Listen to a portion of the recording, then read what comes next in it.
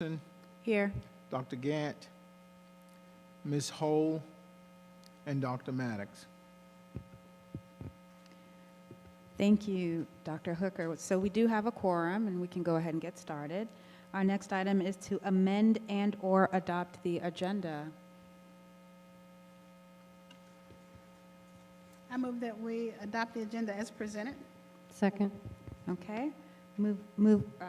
Motion called by Ms. Davis and seconded by Dr. Yeager. Any questions? All in favor? Raise your hand and say aye. That motion passes unanimously.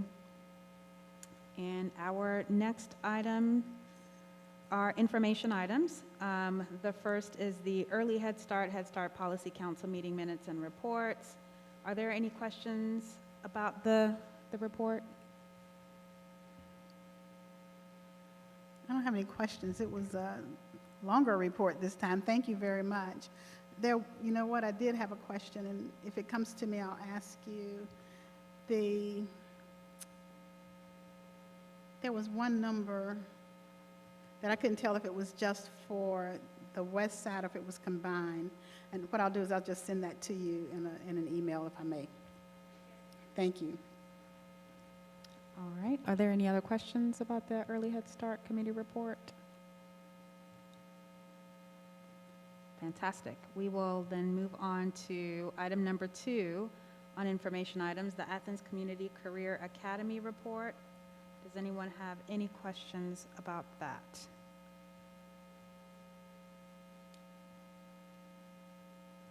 All right. And item number 3, SPLOST monthly report. Any questions?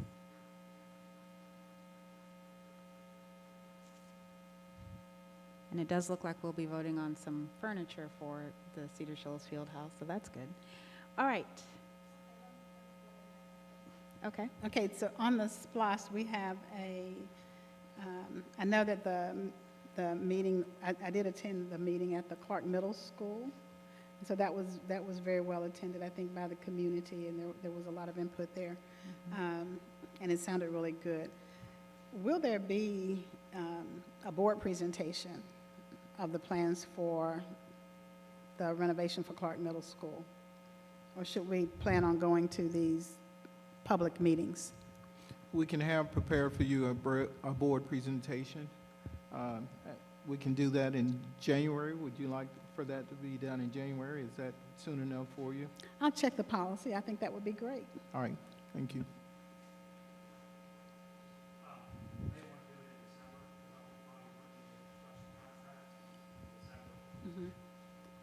That'll be great. We'll have it ready for December 13th meeting.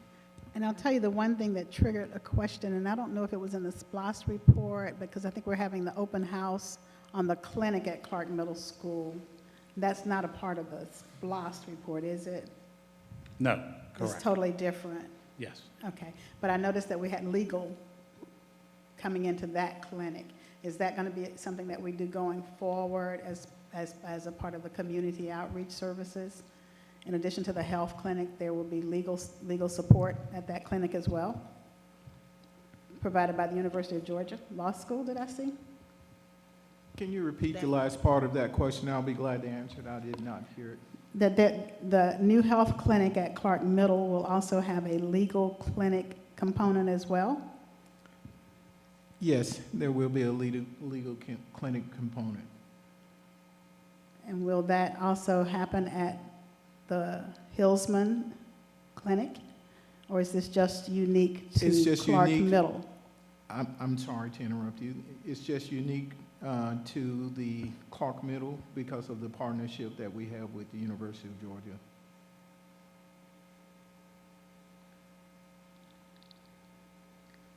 Okay, and so I'm just looking for us to keep our equity lens on and not create something on the east side that we're not doing on the west side and vice versa. So that's the rationale for my questioning. Okay, we can look into possibly doing that. I will work with Dr. Scott and see as to if we can make that happen. Okay. That would be great, because we create those disparities, and not intentionally, but it happens, right? All right, thank you. Okay, are there any other questions regarding the SPLOST monthly report? All right, we will move forward to item number 4, board and community reports. Our first will be a report from the Community Oversight Committee, or SPLOST report. Does that mean that Mr. Gilbert is going to come back up? It's a board report, so that would come from Dr. Yeager. Where is that? Oh, I see. Sorry. That's okay. I mean, I did attend this meeting. The minutes are pretty thorough in the document. I'll just take any questions if anyone had any questions.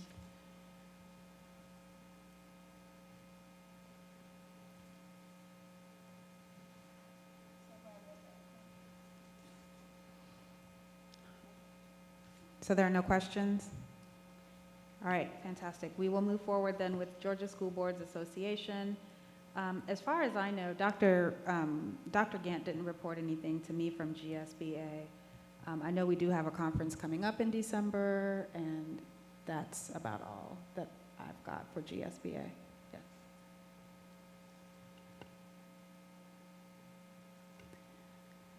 So for those who didn't hear, I do not have a GSBA announcement to make. I know that the GSBA conference is in December, and some of us will be attending that. So I think that that's all as far as GSBA is concerned. But to put on your radar, in case you did not see in the emails, the district did send the list of legislative priorities that we're planning on, I guess, deciding on and then moving forward to GSBA as where we stand with the next legislative session. If you do have any questions or concerns about that, I know some people did already respond.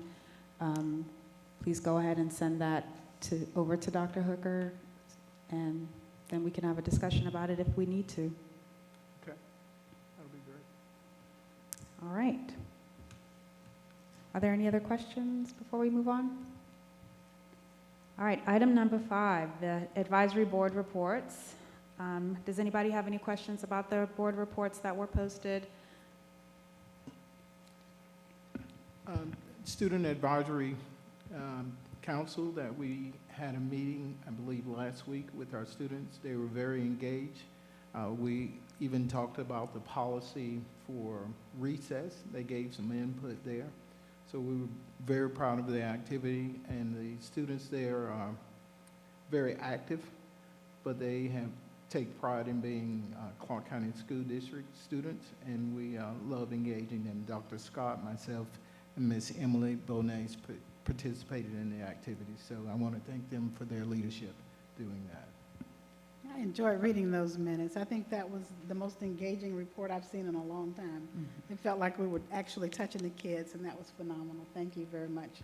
Yes, and that, again, I'm going to go back and say that's Emily Bonet and Dr. Scott who led those activities, and I'm very proud of the work that they did with our students. Thank you, both. I don't see Ms. Bonet. And Ms. Gallagher, would you mind doing the Board Advisory Council announcement? So we met on the 26th. We met on the 26th via Zoom, and our agenda items cover communication, restorative justice, safety, school and district pride. And we did get a lot of feedback from the people who participated. Some of the things under communication they said that they hope that we look into is making sure that we explore a variety of ways of getting out information, also sharing the data that we collect. And they said that they asked for some data points for better conversations, like around the usage of parent portal, just the percentage of parents who are actually using that under restorative justice or restorative practices. They talked a lot about what's working in the schools that they're in, and whether or not they're seeing it in their schools, and just asking for clarity around what restorative justice or restorative practices are and how we're defining them as a district. And under safety, they said that they feel like we've improved in the area of safety. And school and district pride, just making sure that we are having equitable practices and equitably distributing funds, resources, and support. And we did talk about bathrooms for a good bit, and I did explain to them that while they share their thoughts, ideas, solutions, and opinions with us as board members, we don't get into the day-to-day operations of, you know, like seeing it all the way through. We can do accountability, but we don't actually, we don't do the work where the rubber meets the road. So, and I think they understood and accepted that. But overall, it's a good meeting, so I'm looking forward to y'all having a similar experience when y'all go to these meetings. Thank you.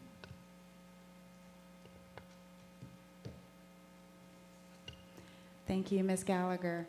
I do want to note, too, one thing that really a couple of things really stood out to me from that meeting. But one thing that kind of gave me pause was the bathrooms and how much time was spent discussing the bathrooms. And it's not only a matter of cleanliness and sanitation, but it's also a matter of safety. And they did talk about the safety of non-binary, non-gender conforming individuals in the schools not feeling safe to go to the restrooms. And that really gave me pause. But the sanitation, but also just the safety and the things that happen in the bathrooms, and needing a monitor to stand in front of a bathroom so that things aren't happening in bathrooms that could lead to potential damage or injury. That just was really shocking to me. But yeah. Okay. Are there any questions about any of the other boards? Okay. All right, we will now move on to, this is really apt, the board president report. Thank you, Dr. Anderson. I do apologize for my delay. There were just a couple of things that I can remember from our conversation.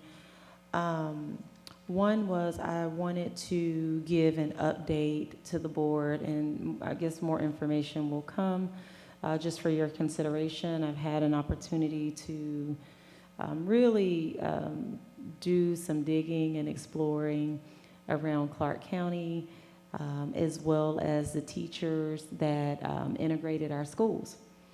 And I am continuing to read through information, sitting with information, sitting with individuals, those that are still here and living.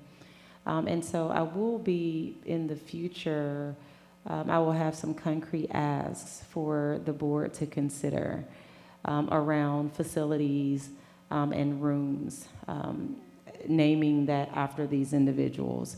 And so I didn't just want you to see that out in the public and it surprises you. But that is something I've tried to just gather more information on. It's circulated a little, you know, when we talked about, may have been a year ago now, maybe we talked about some of the students that were really instrumental during different times in the district. And so that information has always been on my mind, the artifacts and things like that. It's just that recently time permitted, and I think the lives of the individuals permitted me to sit down and gather more information. So really just wanted to give you a heads up about that.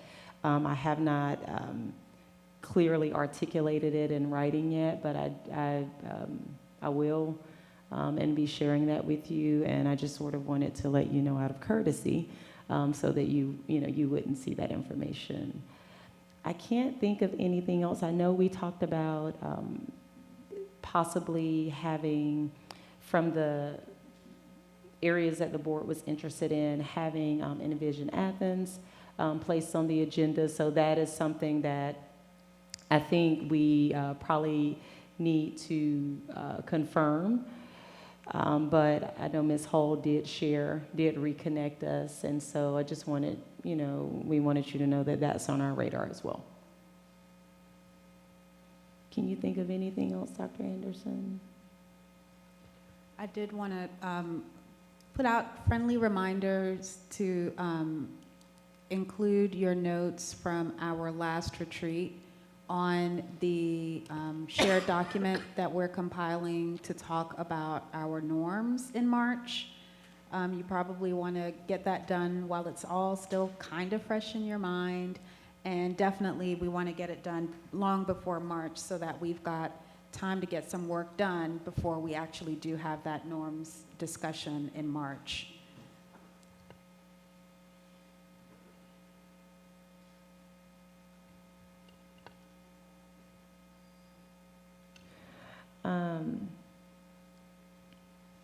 So we'll be in touch about those things. And Ms. Gallagher, I do have your note. Thank you, Dr. Anderson, for facilitating the meeting. We will turn it over to you, Dr. Hooker, for your superintendent's report. Thank you, Madam Chair. Just wanted to inform the board concerning an advanced placement offering. Cedar Shoals was selected one of 60 schools nationwide to participate in the 22-23 pilot advanced placement course for African American Studies. Schools were selected based on the school types, population, locations, current offerings, and teacher availability.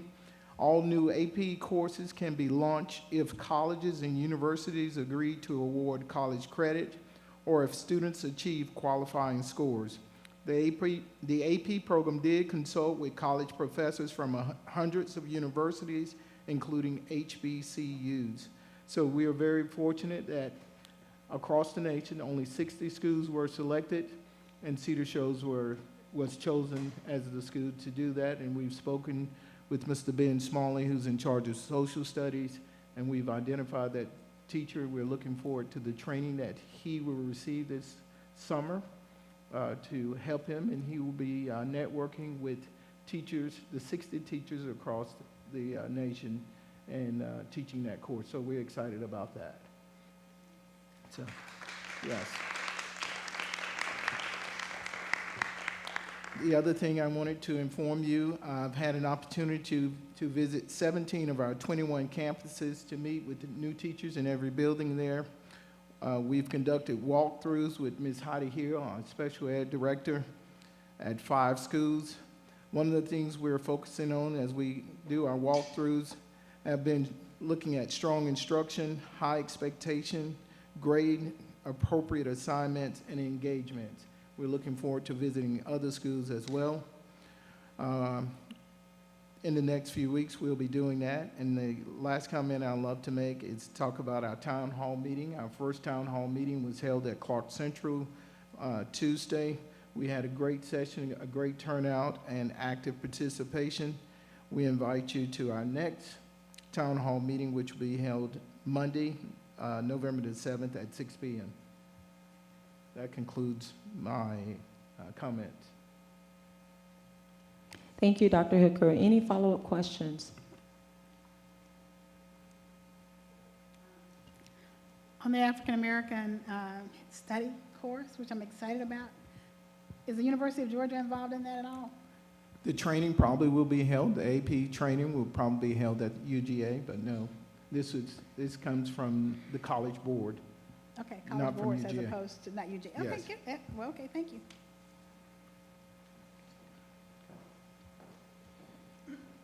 Okay, thank you.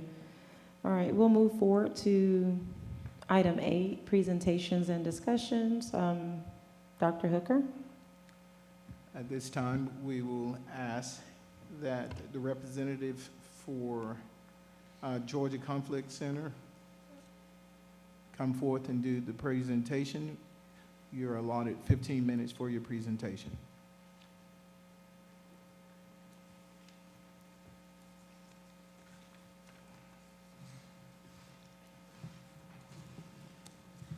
Good evening, and thank you all for the opportunity to present to you all tonight. What we will be talking about is building just and equitable school culture, one relationship at a time. So we're going to give you a brief overview of our restorative practices pilot programs that have been in 3 Clark County schools. And so our goal for this time is to give an overview, like I said, of the work that we've done over the past 5 years in with Davis Elementary School, Clark Middle School, and Clark Central High School. We want to explain our whole school approach model, discuss where we're at with implementation, reflect on the impact of our work, and finally discuss where we can get from here as a community. My name is Mariah Foote. I'm the programs manager of the Georgia Conflict Center. I have a background in human development and a master's in nonprofit leadership. And in my current position, I get to manage our restorative practices program at Clark Middle School. And we wanted to take a moment before we get started with the presentation and just express gratitude to this board and to Clark County schools as a whole. From a professional standpoint, as the Georgia Conflict Center, we are grateful for this partnership. But I can speak personally and say from a personal level, as someone who has roots in Athens and family in Clark County schools, also extremely grateful for the opportunity to work in these schools. So I'll hand it over to Danny to introduce himself. Hi, I'm Danny Malik. I'm the Executive Director at the Georgia Conflict Center. I'm also probably more so proud to be a parent of 2 students in the district, goes to school with some of your children. And so, like Mariah said, I'm very grateful for the often thankless work that you all do as a school board and for our new superintendent and district staff for all that you all do. And I want to also introduce Janice Jerome. If you want to introduce yourself, Janice. Thank you, Danny.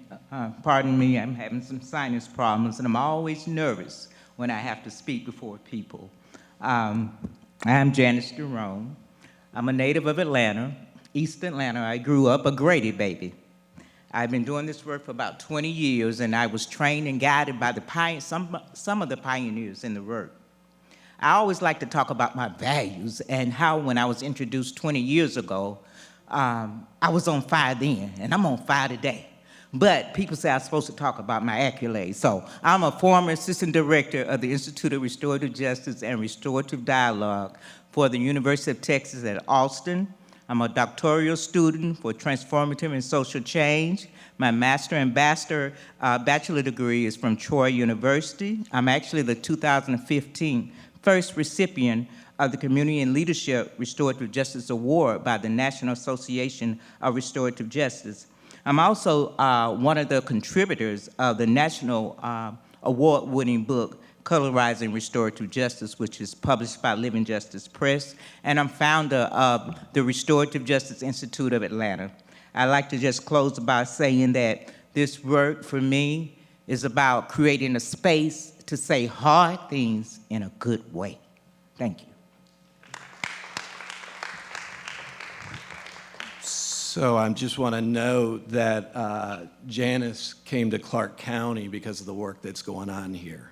Janice works full-time at Clark Central because the contract got approved. She's been working since the week after the contract was approved at Clark Central High School.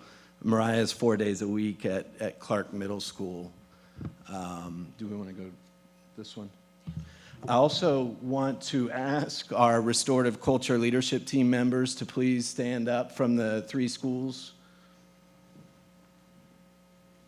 Thank you. So these are the folks that when we get to question and answers, I would really like to defer to this bunch because these are the folks that are leading the work in those 3 schools on a daily basis. Thank you all. So just briefly, just want to talk briefly about how did we get to where we are right now. So in 2017, under the Executive Director of Student Support Services, Dawn Myers, there was a restorative practices working group that was formed. Myself and John Lash, who was the executive director of Georgia Conflict Center at the time, were invited to be part of that working group. We were asked to bring the research and the evidence and best practices into that conversation.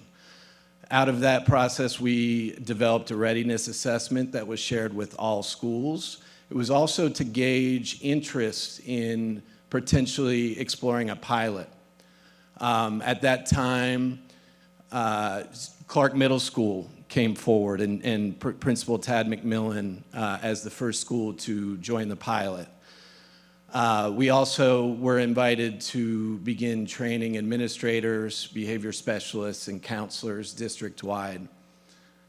We trained all counselors in a one-day training at the time in community building circle processes.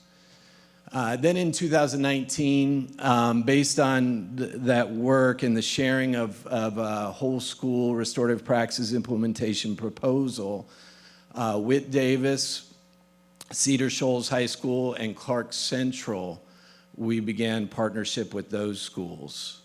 And so here in 2022, CMS is entering its 5th year of restorative practices implementation. We're beginning the 3rd full year of in-person work, and Whit Davis and Clark Central are entering the 4th year, 2nd full year of in-person work. I'm just posting our restorative practices theory of change. Just want to note that this work is only as strong as the foundation it's on, which for us is educational equity. Restorative practices, if you've heard about it, you probably heard that it's an attempt to get at the root of challenges. And so I just, if we're going to get to the root of the challenges, we have to be able to have hard conversations and understand the roots of the inequity in our schools. And so first and foremost, if we're going to do restorative practices in the district or anywhere, we need to have an approach that understands historical inequity and works on a daily basis to build equity.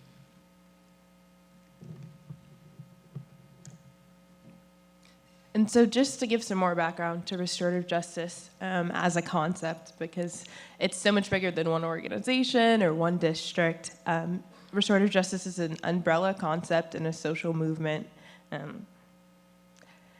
And we know that the circle process is not something that's new. It's something that communities have been doing for a long period of time, sitting down together, talking about things that are hard, getting to know each other better, things of that nature. But ultimately, the goal of restorative justice is cultural transformation, and that all who are impacted, especially those harmed, are held in love, respect, and accountability. So it's all about prioritizing those who are harmed and coming up with a plan to repair that harm. The restorative practices that we do in school not only seeks to repair harm after it's happened, but also proactively prevent harm from occurring and build community within a school. And so we want to present, or in our work with these schools, we've presented a spectrum to respond to harm and wrongdoing. So typically, punitive justice, which we see generally in our society, would ask what rules or laws have been broken, who broke them, and what did they deserve. And on the other side of this continuum, we have restorative justice, which asks who has been hurt, what are their needs, and who is responsible to address those needs and put the harm at right. And so we wanted to emphasize that it's a spectrum, and based on the situation, based on the incident or the people involved, we can incorporate both of these sets of questions in how we respond to harm. And if I could just say one more thing about this too, that white space in the middle, if we transpose that into reality, that's where the hard work of building restorative culture exists. Because we've for generations have done real well at deciding what rules have been broken and what do people deserve for breaking those rules. The challenge is to shift that mindset to think about the impact on individuals, school community, on the community, the broader community, and then what systems and structures do we need to put in place that are responsive to a more relationship-based approach. So just to note that it's nice and pretty to see 1, 2, 3, but really, looking at that spectrum is where the hard work comes in, and that these folks have been engaged in. So I'm going to go right through this, just in an interest of saving time.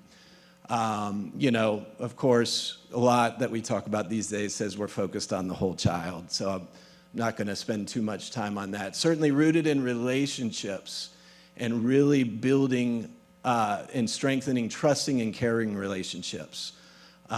Developing, how do we communicate? Do we just communicate the way I was raised? Do we just communicate expectations that were passed down to me or what I learned in graduate school? Or do we find ways that when we're communicating as adults with students, we're building relationships no matter what we're talking about? Addressing harms in ways that meet the needs of those harmed, as well as promoting accountability and responsibility for those who have caused harm. And then, of course, the building a trauma-sensitive learning environment.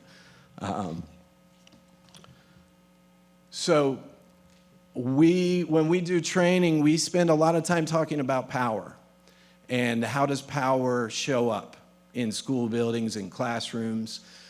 Restorative practices, it talks a lot about this shift to power with.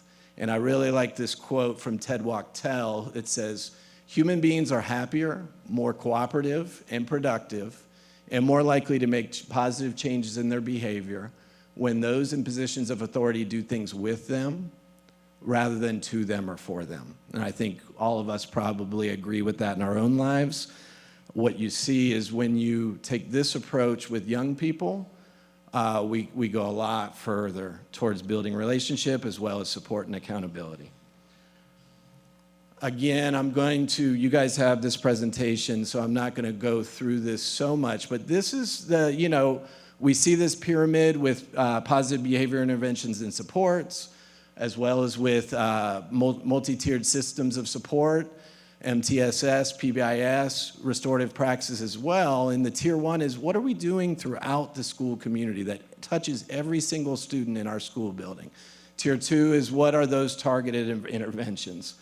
And tier 3 is what for the outliers, students that might be struggling more. And what I would like to say about this, rather than what are the restorative practices that are layered in there, when those 3 pyramids come together, and this is as we look at this as a district as well, PBIS, restorative practices, MTSS, we will do it well when those pyramids are come together and they're seen as one. The various practices across each of those. And, maybe we'll highlight some of the challenges we've seen with that in a bit. Also, this is something that we've been working on because, so you see the 3 tiers there. Below that is where we are each as human beings and where we are as school communities, and really making sure that everything we do is rooted in a power and equity consciousness. As well as what do we do to build awareness amongst our students, build skills amongst our students? How do we build in compassion and mindfulness in our classrooms and in the day-to-day operations?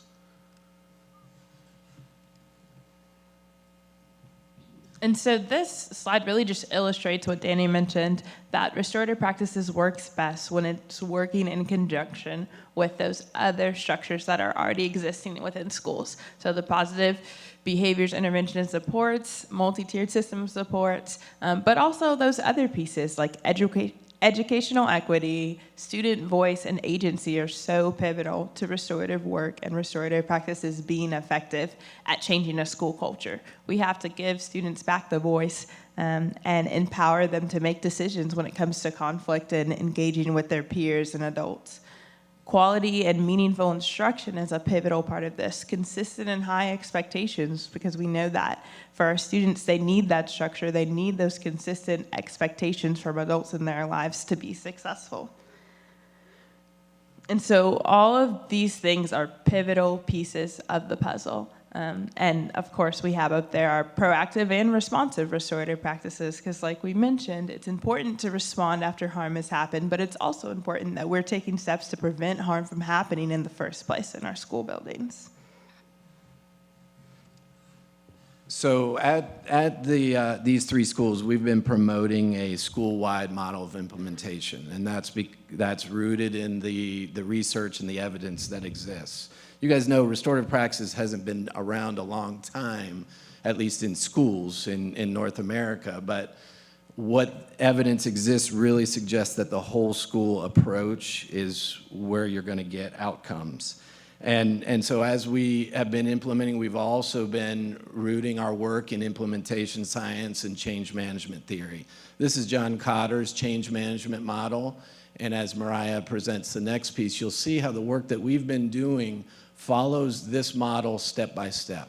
The first step is... And I'm so sorry, if I may interject, the time, we're at the 15 minutes, so if maybe the next few minutes to maybe highlight the key points. Yeah, that's fine. Then we can do a Q&A and maybe address some of those areas that have not been discussed. Can I ask about the 15 minutes? Because Dr. Scott and I discussed last week that we would work to keep our presentation within 30, and so that was what we have worked to do. Okay. Should we cut it in half? Okay. Well, I will, Mr. Malik, maybe if we can maybe compromise and meet in the middle. And so we're at 15 minutes, and so certainly 5 or so more minutes to wrap up, and we can ask some Q&As or some questions. I do apologize about our different understandings. No problem. Yeah, that's fine. So we'll keep moving. As Danny was saying, this is a model that we have tried to model our work after. And so I'm going to skip ahead a little bit to talking about a little more of the impact of our work. And you guys, again, have these slides and presentations, so we can go through this. But building restorative culture in these schools has looked a lot like building restorative systems and structures. So a peace room, a restorative room where students and staff can come on a regular basis. We have our restorative approaches request form that students, teachers, parents, counselors, administrators can all use to request restorative support. And in last school year, with all of our 3 schools combined, we had 900 documented restorative processes, which is amazing. We have reimagined our in-school suspension space to base. We have our wonderful restorative culture leadership teams actively working at these schools, utilizing Tier 1 circles for advisement, morning meetings, staff circles, as well as our Peace Leaders program at Clark Middle School and Clark Central.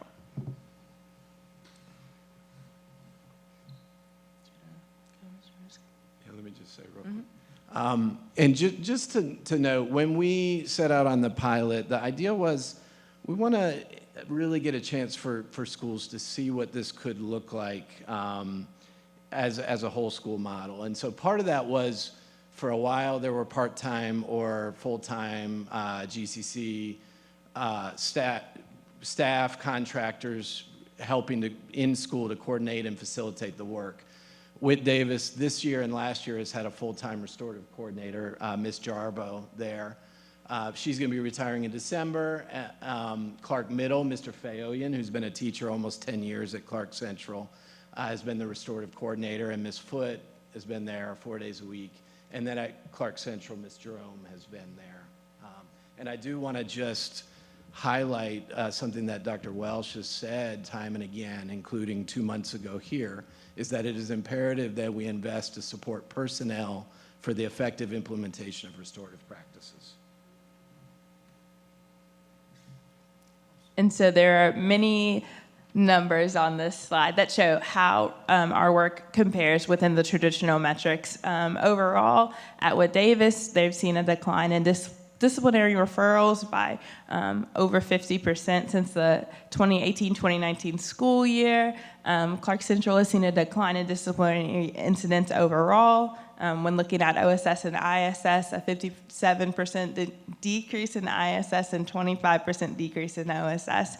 And at Clark Middle, since the end of year one of our implementation, physical aggression and fighting have been at a 3-year low. And so those numbers are our total restorative requests in our restorative request form, that form that I mentioned that can be accessed by anyone within the school community during our last school year. So we had 430 restorative requests at Clark Middle School, 275 at Clark Central, and 200 requests at Wood Davis Elementary.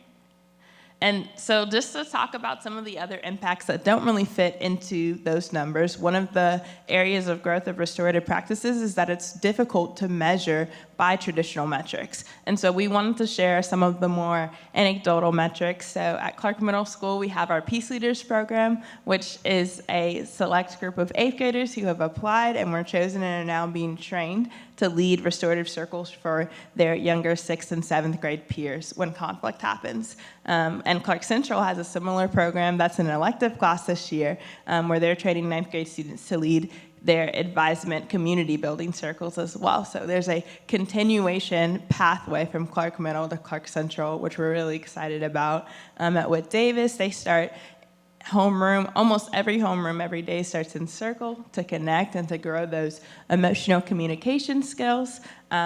Just this year, we've had 53 restorative requests from students at Clark Middle School, which is higher than we had all of last year, and 84 requests from teachers. All 3 of our restorative programs this year are working really hard to connect with the community and educate the community on the work that we're doing. Both the program at Clark Middle and Clark Central have been a part of community events and also are currently planning a restorative community night. And overall, at all 3 schools, we've shared our restorative and disciplinary data from Q1 and are starting conversations with admin and teachers about our year-long trajectory. We'll skip what school leaders who are mostly viewing from home. These are some other things they've said about the work. Feel free to take a look at that at another moment. Just these challenges and you know, I think we do restorative work, and so transparency and accountability are all very important, and I look forward to questions about the work. A lot of the challenges are we've been hearing about those in the district anyways: teacher turnover, the impact of the pandemic on mental health. You know, so I think those, when you're doing work that's about culture change, of course, when you're having a high level of teacher turnover and things like that, it's a great challenge. And yeah, do you want to? Yeah, the other challenges, racial inequity in our communities and schools, which you guys are already aware of, a lack of an integrated or comprehensive approach for those tier 2, tier 3 behaviors when they're shown by students. A challenge is just natural turbulence and resistance to change. It is a newer practice in schools, and so that's something that we constantly are faced with. And overall, just coming up with a systematized way to repair harm, especially when it's happening in the classroom. So we kind of have to change based on the situation, and it would be great to have a more systematized way of responding. And so we've given you guys a lot of information. There's a lot of information that we shared via email with you all. And just keep in mind, you know, this is a snapshot of our work over the past 5 years. And we would be remiss without saying that while we get to speak and do this work, the true experts are restorative culture leadership team members that are here, and the ones that are not here as well. They're the ones that should be lifted up, and we want their expertise to be lifted up as the district moves to a place of expanding implementation. And so that's why Danny mentioned when we go to questions, we'll defer to them for some of those, but also be here to answer questions. And so I will turn it over to Heather Jarbo, our restorative coordinator from Wood Davis Elementary, who's going to share a quick statement about the impact of restorative work and where she sees it going at Wood Davis. We're probably at our time. We probably need to open up the floor for questions. I'm so sorry about the miscommunication. No, that's okay. We're grateful for all of the information you all have shared, but I do want to open up the floor for questions for board colleagues. If you have any questions about the program, about the content that was shared for the team.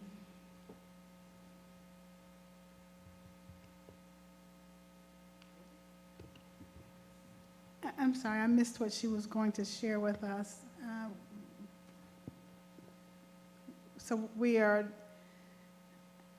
I'm excited about having this presentation. I know we voted on this already for this year, so I'm curious as to kind of where we're going with the discussion, right? I know I personally wanted to hear from you before we took that vote, right? So I really appreciate the information that's already been shared. I read that. Gave me a warm feeling all over, it really did. But the question that I have, again, is scalability. And, you know, I think I read in here about the impact of COVID potentially having something to do with our numbers. On a scale of 1 to 5, and let's take Clark Middle, for example, where do you think you are in terms of making, are we at a place where we're almost turning a corner and truly influencing behavior? Or where are we on that spectrum? Let's say that there are 3. One, where people are fully engaged in doing this and we're seeing the results. Another is we've seen a good decrease, and I've heard good things from that, plus I hang out in that parking lot a lot. And so I hear a lot and see a lot over there. But tell me, where are we in terms of this program being one of the things that they would say would be one of my 5 top programs? Gotcha. My name's Matt Fayoyan, as they said. I'm from Clark Middle School. I'm the restorative coordinator there, along with Ms. Foote. And so I'd say, if you had asked me this about a year ago, after COVID, I would have said we're starting all over again. But with the amount of work that we put in this school year and this quarter so far, I feel like I'd say we're at a 3. Just by the numbers that Danny and Mariah shared, students are engaging in restorative practices. They're putting in requests. They've put in about 25% of the requests that we've had at Clark Middle School.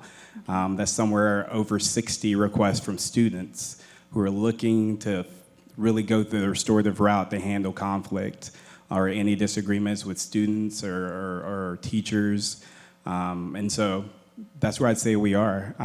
I'd say right before COVID, that 1920 year, we were making a lot of progress. People had bought into restorative practices. A lot of the teachers had been there from the beginning and seen the power of restorative practices, restorative justice. And so then, back in the 1920 year, I'd say we were at a close to a 4 out of 5.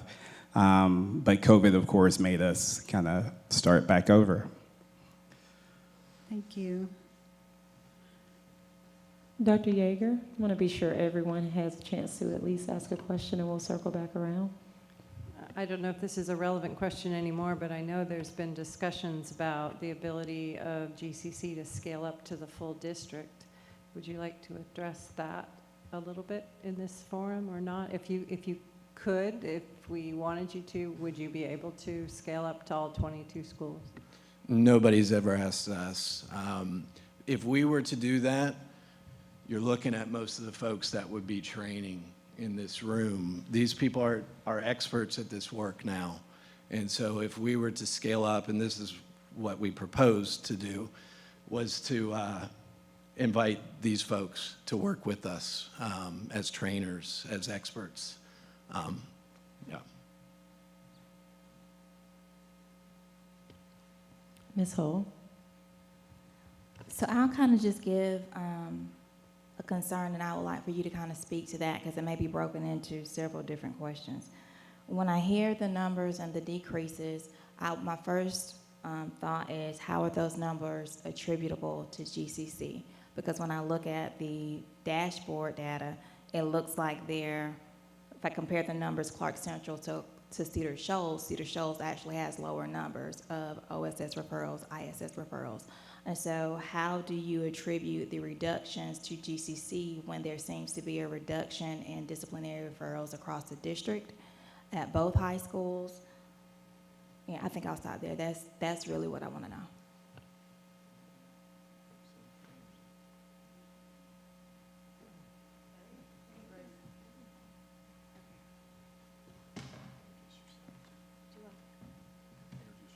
Hi, I'm Grace Crumpton. I have been at Clark Central for 5 years, I think, and was trained with the initial batch, initial batch of teachers trained at Central in the 2019, in the summer of 2019. And I'm not sure if I can, being only at one school, fully and directly answer what you're asking, but this may be helpful. Because I have, as of this week, received initial restorative practices training from an additional company, the other corporation that was voted on by the district. And just comparing the two, I can say that the support that we've gotten from GCC is immeasurably different than what we receive from any other of the kind of get in, get out programs that districts often implement across the board. And I think as a county, hopefully as a nation, some of us are decreasing our punitive measures because we're waking up to racial injustice and to all of the systemic harm that is caused to children on a regular basis. And so I have no doubt that some of those numbers decreasing across the board are simply because people are way too late, but finally doing better. But I can't stress enough that having a full-time person, and not just one, but having the full-time support of the Georgia Conflict Center makes a huge difference in that we constantly have people intervening to help us figure out measures to build relationships with students and to repair harm. So for example, other corporations offer training where you're trained and then left alone completely. I've been doing this work for 4 years and haven't been alone through a step of it. I've consulted Danny, Janice, or Mariah, whoever has been at the school at the time, over and over again. And it's that support, it's those measures that allow us to keep doing work. I don't know how many of you have been full-time in schools or how recently, but there is no capacity for a school to continue a program without underlying support. It simply does not work if it's only on teachers' plates, and everybody knows that because things fizzle out because of exhaustion and too many things on plates. And if it hadn't been for the continued support of the Georgia Conflict Center, restorative practices would have fizzled out as well. And in 2019, at that initial training, I remember Dr. Perry at the time, but Dr. Holsey now saying to our team and administration, don't take this on if you're not going to fully and completely embrace it, because that's the only way that it's going to work. And to be honest, fully and completely embracing it looks like having full-time support. That is the only way that this work will fully benefit our children, and it makes every difference. You know, there are some things that we can't point to Georgia Conflict Center for because they're heart change. Some things like lower discipline supports or lower discipline referrals don't happen because a circle happened. They happen because the educator involved in the situation was trained in restorative practices or had enough equity training, enough knowledge to check their biases, check their interactions with children, and prevent the harm from happening in the first place. The numbers that we're able to present to you barely scratch the surface of the kind of heart change that comes with this work being done in a quality way. So I can say that my own personal lack of discipline referrals, I always tell the story of the stack of discipline referrals from my first year of teaching because I had the right intent but none of the right tools. And going back, of the 32 pieces of paper, there are 2 that I would still write up to this day that I couldn't have prevented, and all of those were directly tools that I learned through work with Georgia Conflict Center. So I don't know if that fully addresses your question, but I hope so, and I rambled. No, it did not. Thank you for that good information. Mr. Malik, you made specifically what I want to know. That was great information. Is I want to be able to look at something that says, without a doubt, there is a reasonable assumption that this school, this climate is better because GCC is there. And I'm looking at the dashboards and I'm not seeing it. Yep. Show it to me, please. So I would agree with you that it's next to impossible to directly correlate a reduction in out-of-school suspension or any disciplinary referral with the implementation of this or anything else. I agree with you that there is a confluence of things to come together. Where I think we need to be in that conversation is not measuring our work in the metrics that are rooted in a punitive system, but thinking about if we're trying to build a new culture that's rooted in equity and restorative relationships, then what are the new metrics that we're seeking? How do we measure that culture when you walk in a building and you feel it? When students get blown up on social media the night before and they, rather than fighting, they speak to their teacher and say, I need a circle. How do we measure that? That's where the work that we need to be doing as we move forward with restorative practices. Because you're right, anybody can not suspend a child or a bunch of children and say that they're making an improvement. You're right, we cannot directly correlate this work to that data. All right, we'll take one more question from someone who hasn't asked yet, and we may need to move on. I see you, Ms. Gallagher. I tried to get it down on one. Okay. Try to keep it at one. So I guess this one will be for Mr. Malik. And this question is particularly about the other people who work with students and then the impact that GCC has had on them. So how do you measure the impact of the collaborative work that I'm assuming is being done with social workers and counselors and therapists and behavior specialists who are also doing similar work inside of schools? Thank you, and you reminded me, I want to respond to that, and I also would love to hear from a student that is here that is part of our Peace Leaders, Peer Leader program at Clark Central, so she can kind of respond to that if she's willing. But what I will say is, thank you for that question, because it is so important to not blur the line, to be very clear on what we're doing when we're doing restorative work versus what's the role of a counselor, what's the role of the social worker. I don't know, Janice is so good at that because Janice is located in the restorative room. The restorative room is a healing space. It feels so good to be in there. And so, of course, when somebody's struggling, which a lot of people are struggling these days, students and adults, they want to go to the restorative room.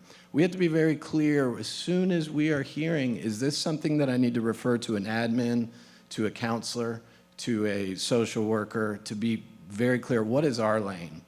Our lane is skill building around conflict, communication. Our lane is helping students solve their own problems. Our lane is I think does that answer your question? So I was asking, like, how does the work that you do, I guess, bleed into the work that's already being done so that there's a greater impact on students? Yeah, please. Yeah, so I'll try to answer that. So we work really closely with other supports within the school, counselors, social workers, behavior interventionists.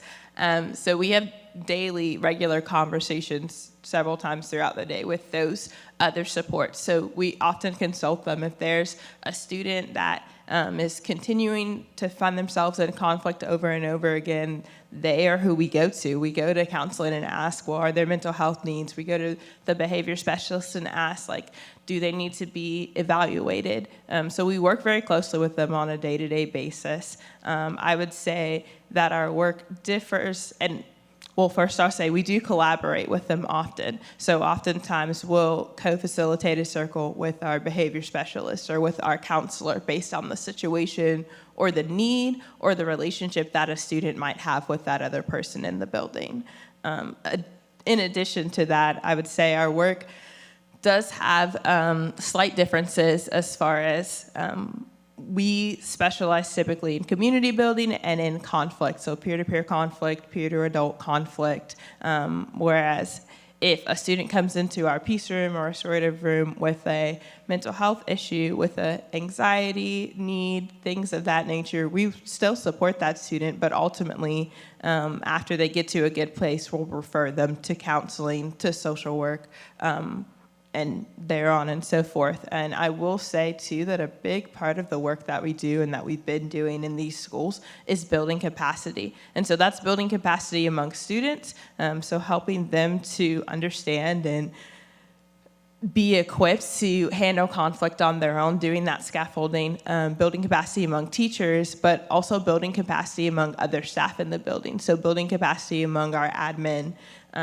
leaders to be able to do a welcome back when a student returns from suspension, or building capacity among our counselors to support them in the circles that they lead that maybe center around different topics, but are still similar and still circles all the same. Hopefully that answered the question. Okay, this will be our last question, and after this, I think it may be, I would strongly encourage board members to reach out. I know we have a lot of information, and we've sorted through that information, but I also, from what I've been able to tell, there are, things that you all have going on in the community and trainings and things like that, and so encourage us to reach out with any follow-up questions that we have about the programs at different schools, any concerns and things of that nature. Dr. Dykeman? Mine was just to sort of tie a couple things together and clarify. When you talked about building capacity, and the Georgia Conflict Center is not trying to stay in these 3 schools forever, right? The point is to build capacity among the people in the schools and the district so that you can then move yourselves out. Is that correct? That's correct, yeah. Yeah, that was always the intention, that these are pilots to see what this would look like in a whole school kind of way. Yes,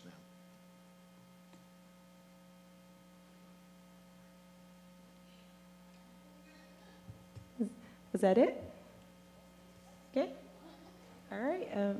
Dr. Hooker, do you have any questions?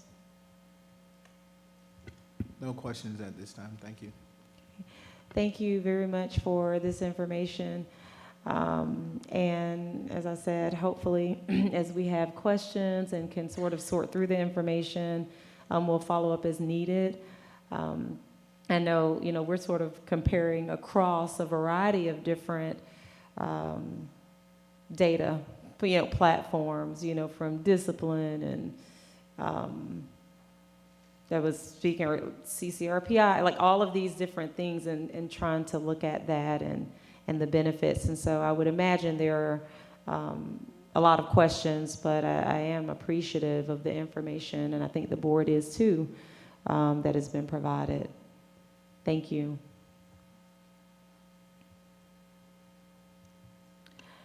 All right, we are going to move forward. Comment? Oh, I'm sorry, Ms. Davis? I just want to say thank you. I was over at Clark Middle. It was awesome. I was in Clark Central. Wonderful. Thank you so much. Where's the other place that I'm going to visit that next to? But I see a difference. I do. So thank you, guys. I appreciate you. Thank you. All right, we will move forward to our business services update. There are 2 items under this area, the financial reports and the budget amendment.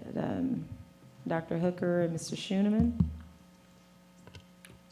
Mr. Schuman, will you present your information to the team, please? Good evening, Board. I've got the first set of financials for FY23, the year that we're in, and these financials represent the first quarter, so the first 3 periods of the year. And if you pick them up and look at them, they look quite a bit different from the financial statements that I've been showing you guys and presenting the past couple years. I redesigned these with a couple things in mind. One, if you're the type of board member that really wants to dig in the details and look at stuff month by month, this gives you all that information. So it's really detailed. And if you're the board member that wants to pick it up and go straight to the back and see where we're doing as a district, it does that as well. The other thing about these financial statements, it is linked directly into our financial accounting software. So if you look at the top portion, the stuff that looks like a pivot table in Excel, the data behind that is the information coming directly from our financial accounting software. So all this information in here is live.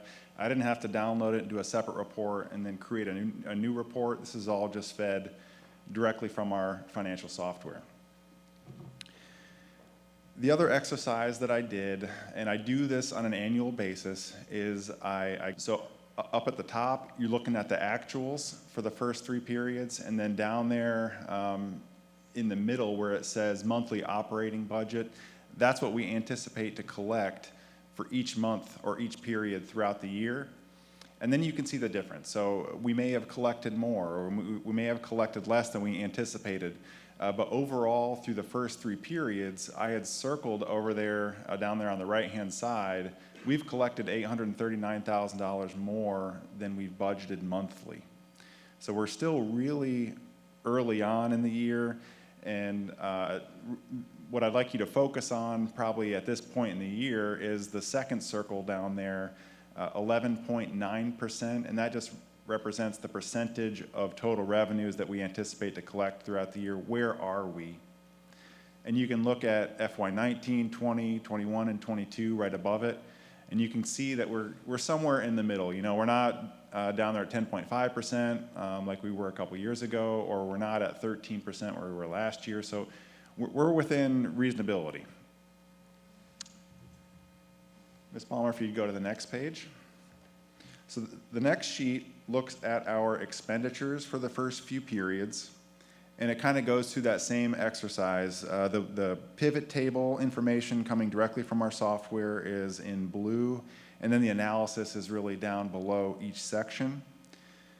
And for our expenditures, what I did is I separated them out between salaries and benefits and operations. So operations is everything other than salaries and benefits. The operating piece is up at the top. And those expenditures are harder to peg or are harder to anticipate month by month because departments, schools, they can spend their money on, some may spend it quicker one year, some may spend it, heavily weighted in later months during the year. So it's kind of harder to predict accurately the monthly anticipated expenditures for operations. But for salaries and benefits, we can get super granular. Like we know exactly when salary and benefits for different employees is going to come out. And then we can compare that to what we expect and see if we're over or under that number. And so both for operations, we were under our anticipated expenditures through period 3 by roughly $180,000. And then salaries and benefits, we were under what we anticipated spending through period 3 by $289,000. And you think about... Sorry. Go ahead. I'm so sorry to interrupt you. I can't see this up there, and we don't have it in Simbly. So we're not able to...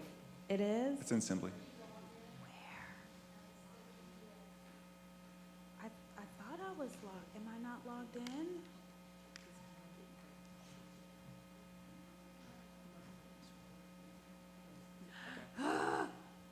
We're good. I don't know what happened. Sorry about that.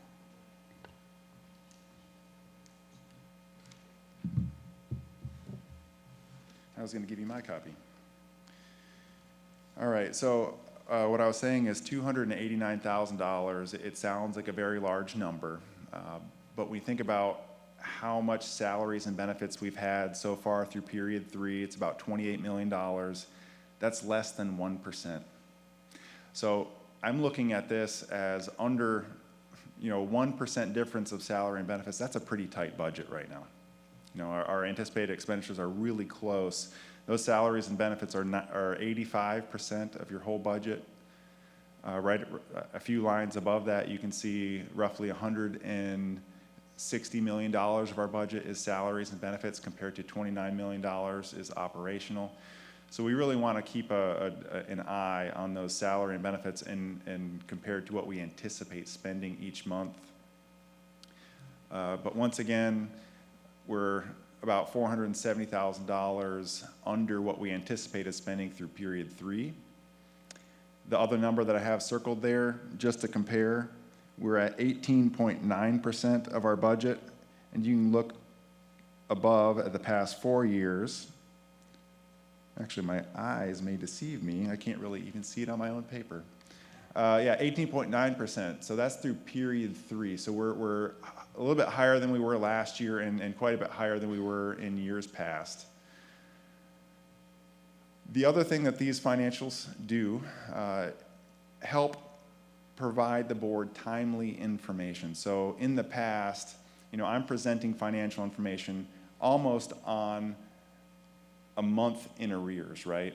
This is period 3, it's through September, we're in November at this point. What you can do with these financials is look above. It also has information from period 4 in there. So period 4 is October. October is already done. It's still, I would say, preliminary. I haven't reviewed October, but the information is there if you want to look at it. And one of the things that I looked at right away, if you scroll up to the first page, Ms. Palmer, is the amount of property taxes that we had collected already in period 4. Over $70 million was collected and deposited into our account for period 4. So not only can you look at the period that we're measuring, quarter 1 through period 3, you can always look forward to the next month because this information is going to be live and a little bit more timely for you as well. And then the final piece of information I would really like for you, if you're the board member that really wants to say, hey, where are we? I'm a board member, I want to make sure that we're on track, we're not overspending. I've taken out all the other graphs. So if you're going to look at one thing, I really want you to focus your attention on the fund balance and the fund balance projection. We've discussed that green line that just goes all the way from the left side of the paper to the right side of the paper. That's 15% fund balance. That's what we've identified as a board. We want to maintain a fund balance above that 15%. What the orange line does, the orange line is predicting, month by month where our fund balance is going to be. So all you got to do is you got to know what our beginning fund balance is, and you got to know what our monthly revenue is going to be throughout the year and our monthly expenditures throughout the year. And you can actually trace and predict what our fund balance is going to be. You can see in period 2, it's the lowest it's going to be throughout the whole year. And I have that one cell highlighted in period 2 encircled. It's $14.39 million. Any guesses as to what that $14.39 million represents? That is our fund balance over and above that 15% threshold. So if we're saying, hey, we want to be safe, we want to keep at least 15% in the bank at all times, what our excess is right now is about $14.4 million. So that means if we stay on track with our current budget throughout the year, we're going to be above that for every single month by at least $14.4 million. And I wanted to make sure that we stressed that before we get into the next section and talk about the budget amendment for the current year. So I'll pause there if you guys have any questions. Tish answered my question. I was curious. I thought this was like beginning fund balance because of the closeout of 22. This is the fund balance. If you recall, 2 years ago, we added, I think it was like $6 million, and last year, quite a bit more than that. Right. I don't recall off the top of my head, but cumulatively throughout the past few years, we've been building up fund balance and then looking at what we've identified as that threshold over and above that. This is our excess fund balance that we have right now. I get it. I just don't. So Lisa, if you can scroll down and just look at the graph for me.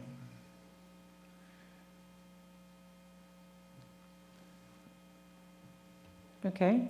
Is there another question down there, or did he answer your question? Oh, Mr. Schooneman always answers my questions. Thank you. So this is very explicit. You've done thank you for the red circle around it. Now that helps. That's like pow, pops. Pow. Yeah.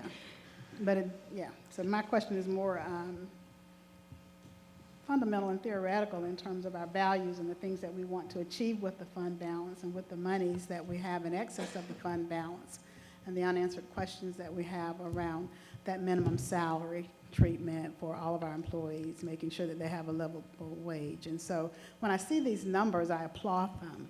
I mean, I think we do a phenomenal job, or you do a phenomenal job in keeping track of and reporting on the finances of the district. But again, it is 85% of our revenue, and it just feels that I want to have some more conversation.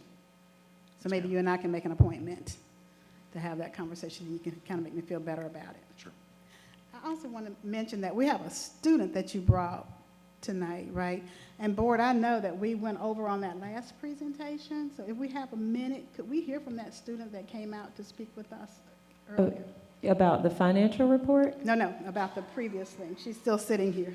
She may nail that. I don't know the financial report. She could just nail that numbers. We have some additional time. I would love to hear from the student since she came out specifically to speak with us tonight. I think we'll see. It just depends on how we, work through this agenda. Okay, so I'm going to stop talking so we can get through it. Yeah. Dr. Anderson?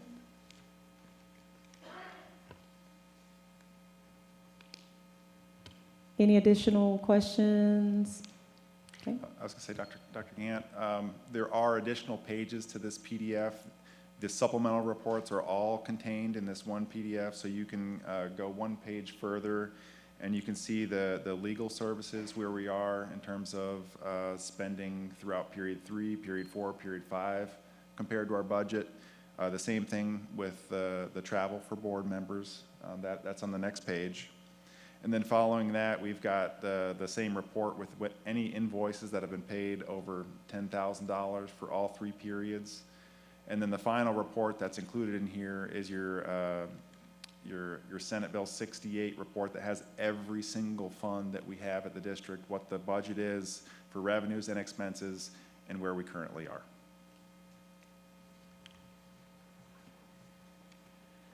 I remember my question. I think you can answer it in like 2 seconds. Just to remind me, I'm just trying to get wrap my brain around having 30% or what was that, $30 million over our estimated budget by the end of this year? Is that what it said?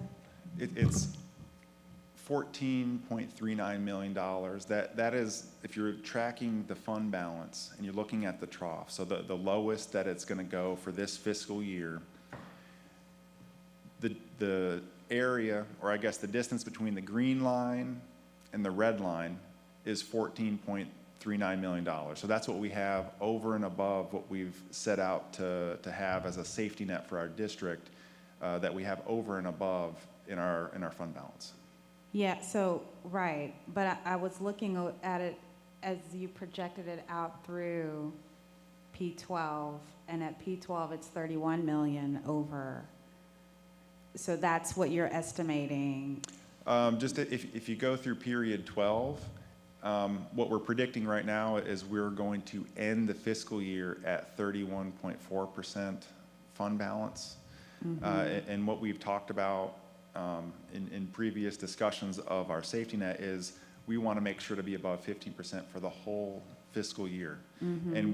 And we know just by experience, the least that we'll have in our bank account, the least that we'll have in our fund balance is usually going to be between August and September. It's one of those months. So this time it was period 2, so it was August. It was slightly below where we were in September. And it's just the lowest that we're going to go. We know that we just collected $70 million in taxes last month, so our fund balance jumped up. Okay. So if you're projecting that we're going to be $31 million or 31%, at 31% of our fund balance and not this 15 that we kind of like to stay healthy with, So I work in, the way that we work in my institution, like I constantly bring this back here and I'm like, well, does this mean that we're not thinking more appropriately about how we're gonna spend our money if we're that much over budget, or sorry, under budget? I guess to address the first thing, 31.4%, if you would look over probably 8 columns, just right above the highlighted number, I think it is 23.6%, and the actual, that's what we anticipated being at. What the actual reserve there was 22.3%. So that's the lowest that the fund balance is going to be. So that's 7.3% above where we want to be, right? Or not want to be, where we have set a threshold of being safe. And I wouldn't say that having this much in our fund balance is indicative of any type of irresponsibility at all. It is just reflective of not just our district, but you know, I've got a relationship with our auditors. They've talked about all districts are seeing the same trend, and it has a lot to do with the CARES Act money, the ARP money that's come in, and the other pandemic-related assistance that's come in to help beef up the fund balance of school districts. So that was going to be my next question. Do you all mind if I ask a follow-up question real quick? So that was going to be my next question then. That's the reason why it kind of concerns me that we're seeing this, or that it's projected that we'll have like 30% of our fund balance just sitting in there at the end of this year. Because what that tells me is that when this grant money is coming in, that are we thinking about really smart ways to invest while we still have the opportunity to do that? Because it's going to be gone at some point, right? We've got a timeline to spend this money. So when I see that much money sitting in there, that raises an alarm for me that we're not being smarter about how we're really investing in that CARES money and that ARPA money. So I just kind of wanted to throw that out there. Gotcha. I got a question. I'm not sure if it's for you though, but it's got something to do with money. So I know that the mall development is coming and we tagged on to the TAD. So how does that impact? Are we already looking at the potential impact of that? And then will we get an update on like what our next steps are? I think Friday, the developers are set to turn in their plans for the mall development. In those plans that they're submitting, I think that they have their own school district impact analysis. I think it might be a wise idea for us to do our own school district analysis to see how it's going to impact us. They have the number of bedrooms. They've got the number of housing units. They know, how many are going to be for 55 and above. They know how many are going to be 2-bedroom, side-by-side units versus condos. And so really what's going to be a challenge is saying, okay, we know that there's going to be, let's just throw this out there, 2,500 bedrooms that are going to be placed there. How many new students does that bring to our district?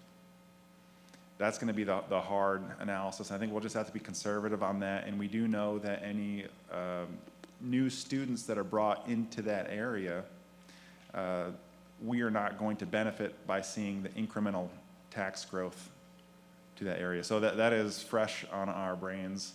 And absolutely, it's something to think through when we've got this type of fund balance. Because that mall development, that's not going to impact us this year, next year, but possibly 2-3 years down the road for the next 20 years. Mm-hmm. I know that there were, sorry to interrupt, I know that there were some discussions in some of the meetings that Ms. Davis and I attended about incorporating some financial, like a financial package, as other TADs do that use school district tax allocation funds. So I wonder if that will help offset that expectation that it will increase the student body in that district. So I think you're referring to the pilot or the Yes. payment in lieu of taxes. And some systems have that worked out, I think, in advance of these TAD areas.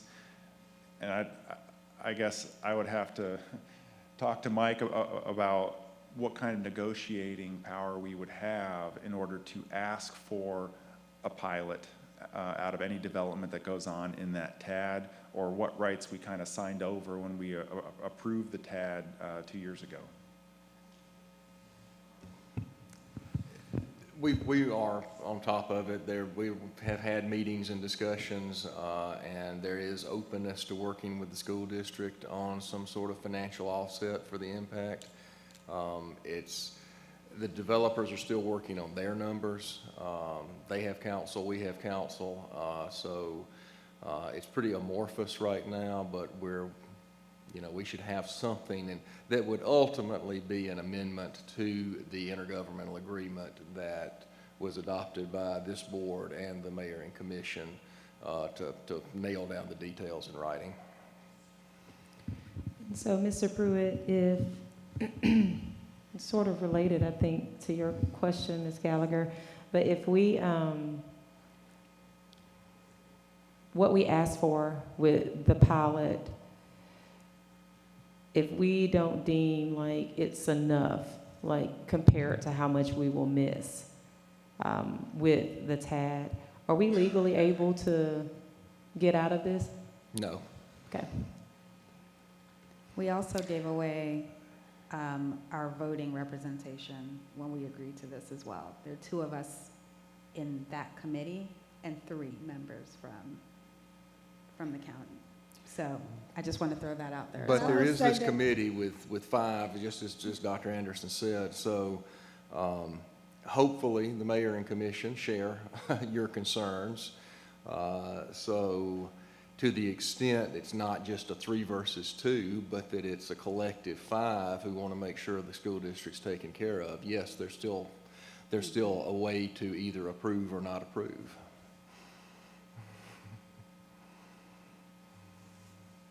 So I can say that as a member of the MARC committee, all of our negotiations so far and training and information sharing has been, to my perspective, very open. And I've seen the developer really work hard to make sure that we have a full understanding of what they're trying to do.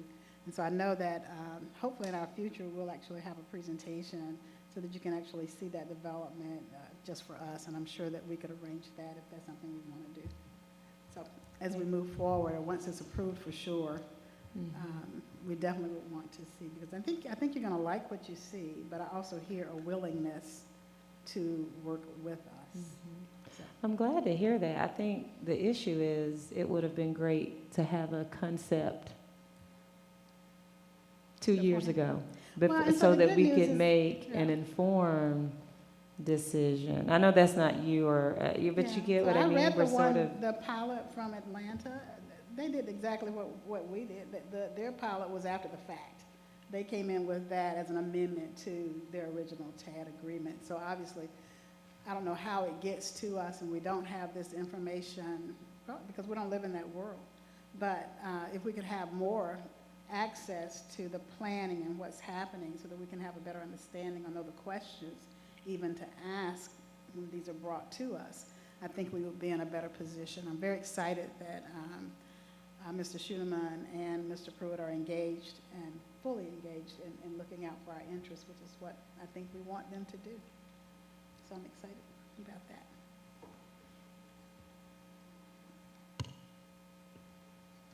So when do the 5-member meetings start? I think they've started. Who on the board is going? Okay. And I think you I think I forwarded an email, but it's been a while, but I don't know that it was like meeting minutes. I think it was just sort of catching the board up. Right, so there really hasn't been much of substance yet because the plan has, Up until now, it's been about the details of zoning and land use between the developers and staff at Athens-Clarke County and the planning department.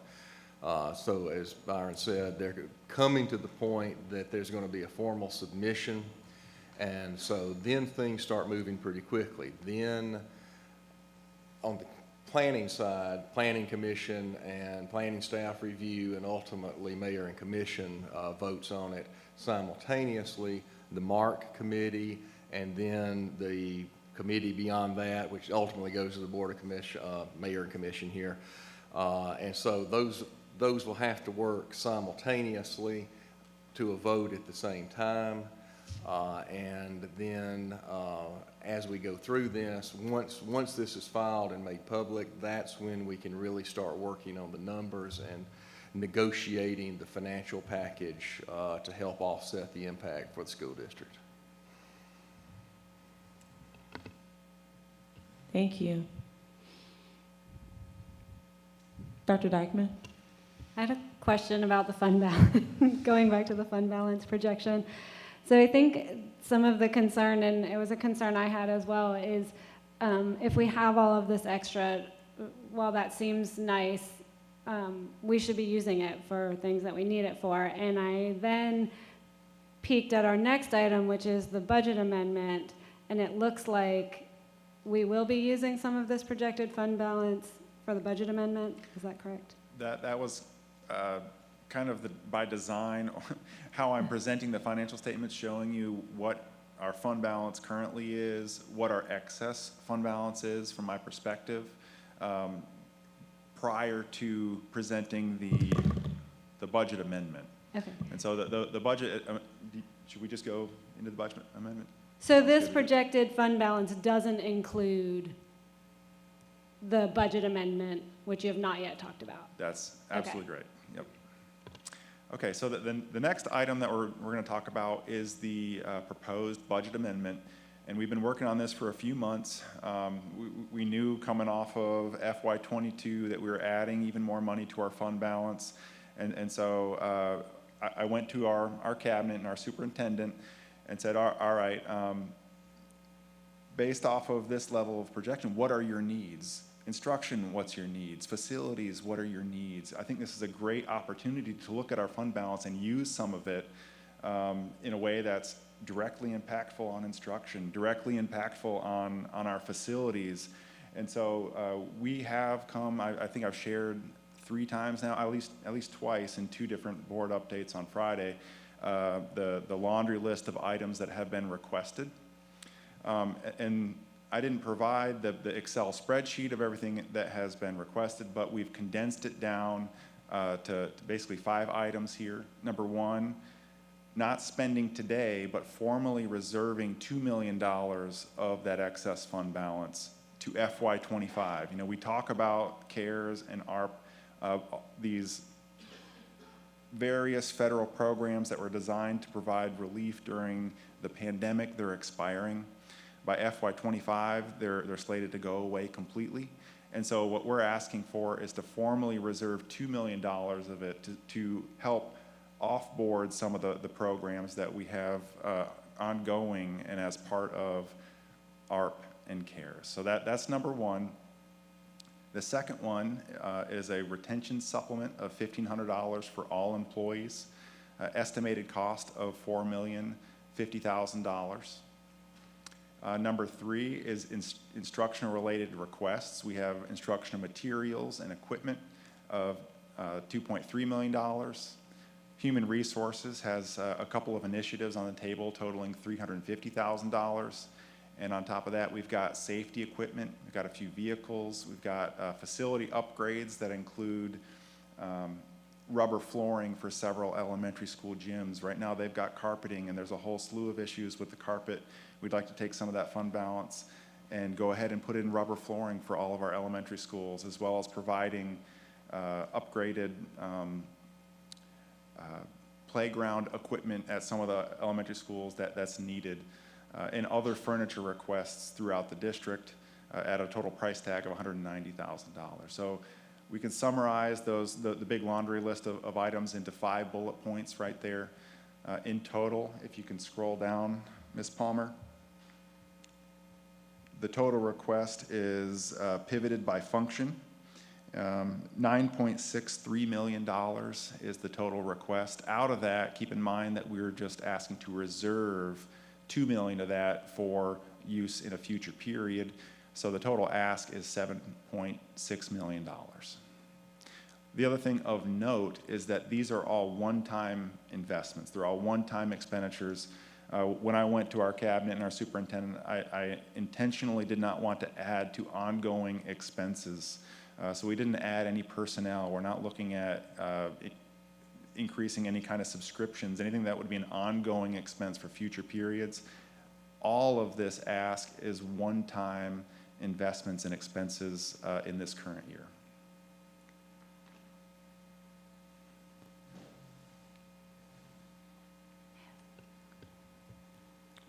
Ms. Gallagher? Earlier you mentioned a spreadsheet. Can you send out the spreadsheet? Yes, ma'am. Okay. In the spreadsheet to say what each of these categories is asking for? It has a detailed list. It also has links with some items have quotes in there, but just a more detailed listing of all of the things that are asked. This is a summary by functional category, but all the detail can be found in that worksheet. Okay. And you can send that out? It's actually been included in two Friday board updates, and I think that the last one had the link as well. You can click on and open up the worksheet. December. Okay, I'm gonna look for it. I just got access to my email today, so. Okay. I'm gonna look for it. Mr. Schooneman, I have a question about the employee retention. I know when this was included in our board update, I think I recall it having a rationale that was consistent with where the board and superintendent were trying to go at some point, which is basically getting our lowest paid workers up to a living wage. That was the rationale behind the dollar amount, per employee. When we set out on the current budget fiscal year that we're in, the goal at that point was $12.50 per hour. We came back after our work with USHCA and redid all of our salary structures, and I think the minimum dollar amount per I guess the lowest paid employee, it was 13, Selena's not here, I think it was like 1360-ish, somewhere in that range. But the analysis that I did to get to $1,500, I said, what would it take for people on that pay scale to get them up to $15 an hour throughout the year on average? I know that this isn't an hourly rate increase, it's just a one-time supplement, and I understand that completely. But this is just what would it take if you look at all the hours worked to get them on average above $15 an hour. And I guess that's my question and concern, that one of the things we talked about when we had discussions about the millage rate and like where we wanted to go, and eventually or the information from USHCA, is that ultimately our goal is to get there, right, to a living wage. And how does this help? Because I'm just thinking salary, hourly wages, things like that, that goes into retirement, and for some of our either lowest paid workers or people who don't have TRS, it does matter over time. And so I wonder, I certainly agree that a retention, bonus is in order, but could this be going towards our long-term goals of getting individuals to a living wage? It certainly could. The only thing that I would caution against, and I'm sure everyone in the room is aware of interest rates that are going up. I think they're north of 7% now for mortgages. It's going to have an opposite effect on home values and the value of our property tax digest. So I don't have a crystal ball, but with all of that information in mind, with the economic state, you know, some people might say we're in a recession, some might not. But overall, with the cards that are on the table right now, if I'm a betting man, I would bet on our tax, the amount of taxable assets in our district to decrease in value. I don't know what percentage point or what percentage, but when you think about affordability in future periods, you have to, I guess, project whether or not you can afford it in future periods. And right now, that would be the only word of caution that I'd have. I would be concerned just with falling home values and how that would play into what we can collect in terms of school district revenue from those property taxes, and if we could afford that type of salary across the board for everybody ongoing, not just this year, but in the future. Thank you. You're welcome. What percentage of our employees are impacted by that, getting to that livable wage? I can get that for you. I couldn't tell you off the top of my head. Thank you. I'll maybe send an email so that you won't forget. I'm curious. Thank Yes, ma'am. Thank you. Oh, Okay. Ms. Gallagher? It won't be for you, Mr. Shinneman, thank you. You can sit down. So can I ask specific questions about the? I'll be glad to answer any question that you may have, Ms. Gallagher. Okay, so what is opportunity culture planning and training? Opportunity, Culture planning and training, $250,000.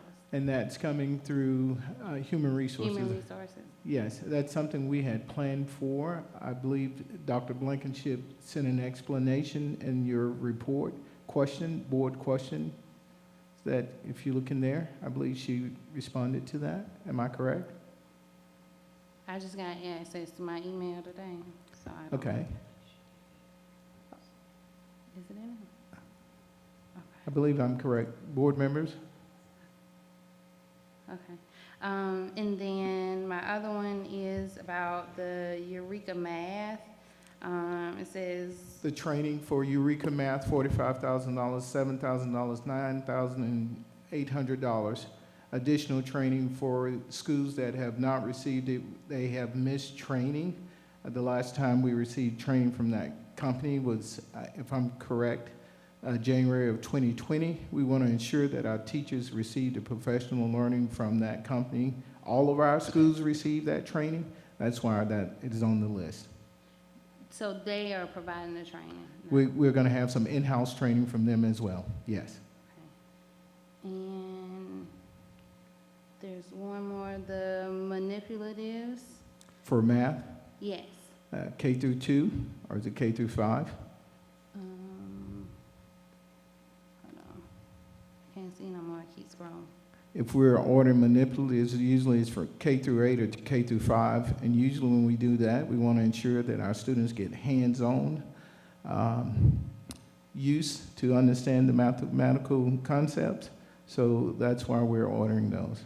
So my question was less about that and more about the use of them last summer. So are these going, because we ordered manipulatives to go home with students last summer, is that what we're doing with this fund, with this money, or are the manipulatives staying at the school?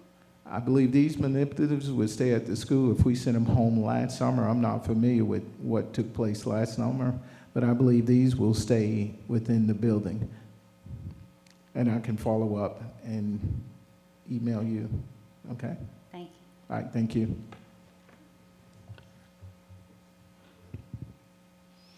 All right. Can I just say a few words?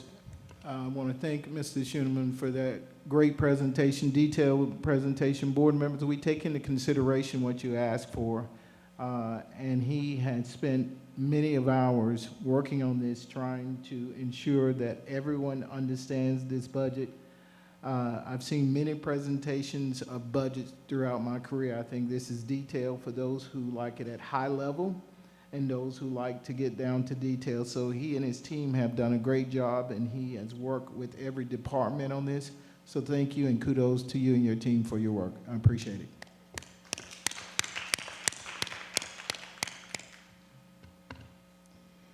Thank you. All right, we will move forward to item 10. These are our policies for board review. Good evening, Board. Our first items here through BDC, these are the policies that were discussed at the ad hoc committee. I have to apologize, school properties disposal procedures, DO, Mr. Pruitt has some further recommendations, and so that one I would pull, but the rest of them are up to go out for public comment. So if there are any comments or suggestions about these, we can discuss them now through BDC.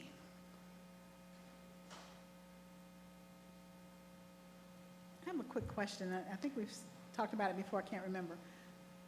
Can board members make comments on the public comment section, or do you prefer that that come through staff? I think the public comments are probably best for the public comments, and that your comments can come through this discussion. Excellent, thank you. Or after this discussion when they actually hit me, right? Right. Okay. The next policy is JRB. This is the final of the 3 laws that the Georgia legislature passed this year. Most of this is already in place, but the next month we'll be cross-checking existing policies with this one to make sure that they're in alignment and to get the required information onto the Ccsd website. But we wanted to have this one available to go out for public comment for vote in December, to have it in place by January 1st.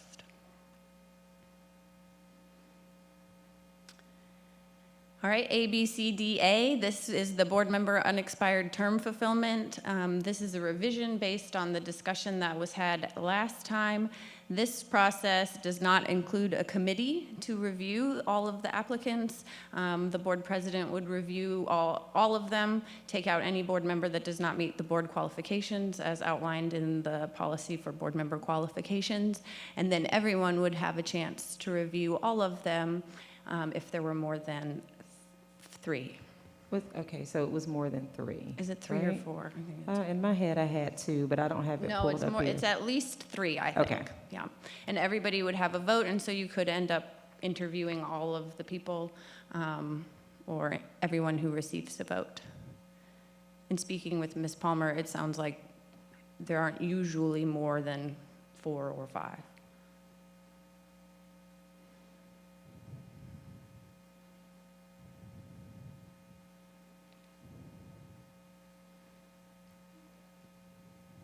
As I read that policy, it sounded like there was the ability to override that.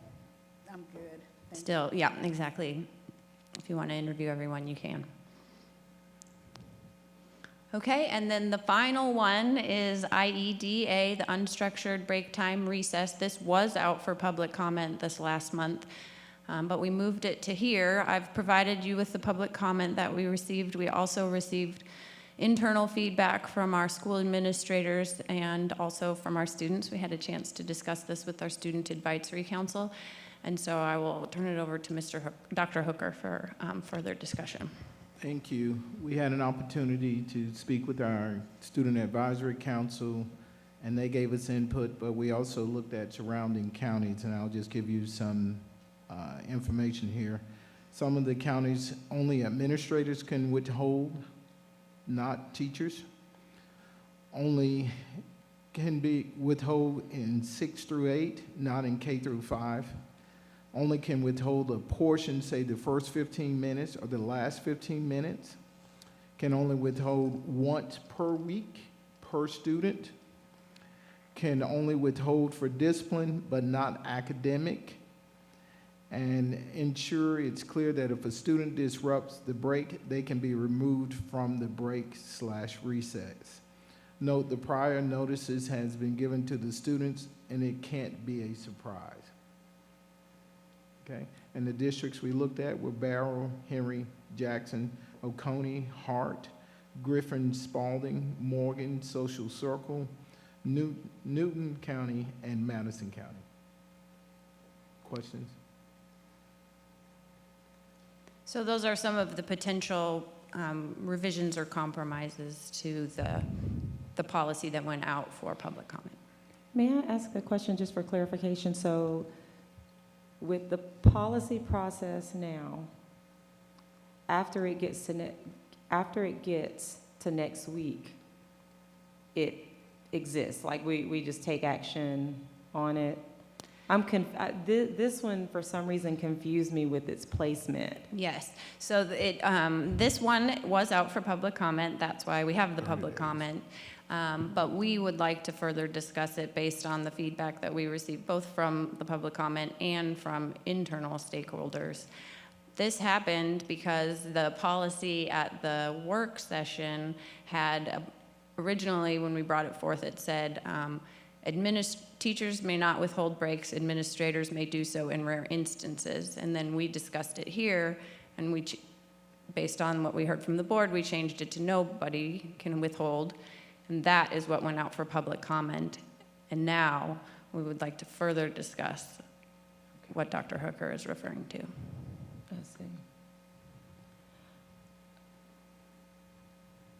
I see.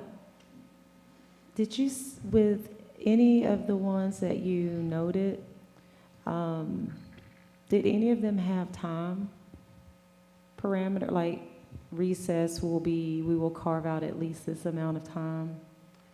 The only one that I share with you can only withhold a portion, say the first 15 minutes or the last 15 minutes. And that's, again, just a possibility. The policies that we looked at did not specifically say the number of minutes. I would like to see it say a number of minutes. I was absent during that meeting, I think. Yeah, I think I was absent. But this, to me, has been, the recess issue to me is sort of circled. It like ebbs and flow. At one time, state legislators were looking at mandating, I think it was at 30 minutes. And I think we can sort of have some best practices for Clark County School District for children. I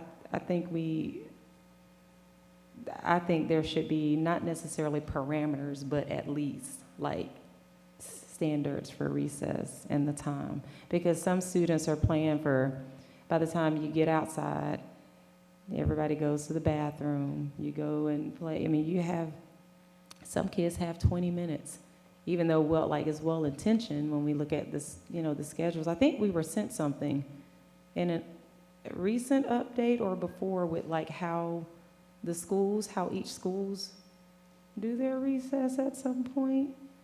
I've seen that somewhere here for our schools, but that's all. I don't want to. It was a while ago. Okay, yeah, I thought so. But I won't monopolize. I do want to open the floor. So just for clarity, with the K through 5 and that not being, recess not being able to be removed, that's period. There are no exceptions to that. I know in the legislation, if they have a PE class or physical education class, I think that will provide an exception per the law. But we're saying here in Clark County, K through 5 can't have recess withheld for discipline. So the law states that recess may be withheld for academic. You have to clarify in your policy whether recess may be withheld for academic or discipline reasons. The law allows for that. The policy that went out from us said no school administrator or teacher may withhold for, yeah. Thank you. So when this was discussed at the last meeting, and this language was changed to no school administrator or teacher, why is it back here for further discussion? Who wants to talk about it more? The district, we do. Oh, okay. Sorry. I missed that part. Okay.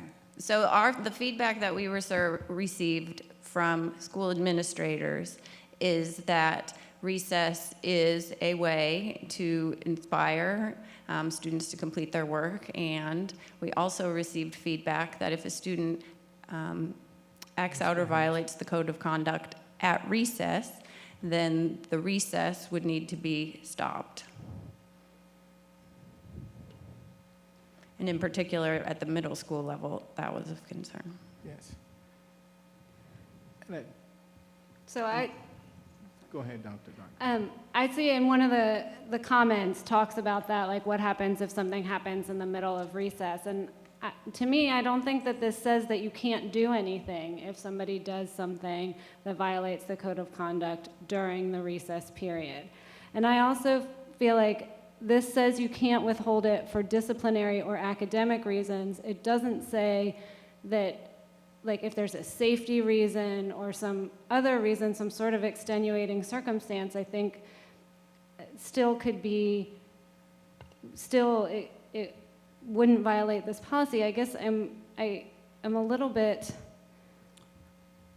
I don't know what the word is, but that there are so many administrators that want to make sure that there's a way that we can take away these breaks. And I understand that it can be used as a way to motivate, I guess, but is that even working? I mean, is it the case that kids are going to do their work if they know that recess might be taken away? Or, I don't know. I am not in favor of changing it. I will address the first part of that, which is that I agree when I read this, it doesn't say to me that if the student is acting out at recess or at a break, that cannot be addressed at that time. But the school administrator didn't read it that way, and so adding a clarifying statement perhaps that says in the event that a student is acting out, the recess may be stopped or terminated or removed from that recess. It wouldn't be withholding it preemptively, but it would be stopping it in the event that it needs to be done so in the midst of the break. I agree that there needs to be clarity with that. If we're going to, you have to be more explicit so that principals will know, because if you read it now, it says it can't be taken away, period. So if you put the tagline in which she just stated, I think that will help principals out with this. Something like recess or instructed break time may be ended for a student prior to the allotted time if that student violates the code of student conduct during the recess time or period break. I guess I just wonder, like, if someone violates the code of conduct during another class, what would happen, and wouldn't that be the same thing for during the recess time? Does that make sense? I think so, except for we don't say no student or teacher may withhold math class from Right, students. because we would never do that. Right, so I think so adding in the clarity here, because the administrator doesn't read it in that way, but if you think it's read in that way, and if an administrator does it, it's not a violation of the policy.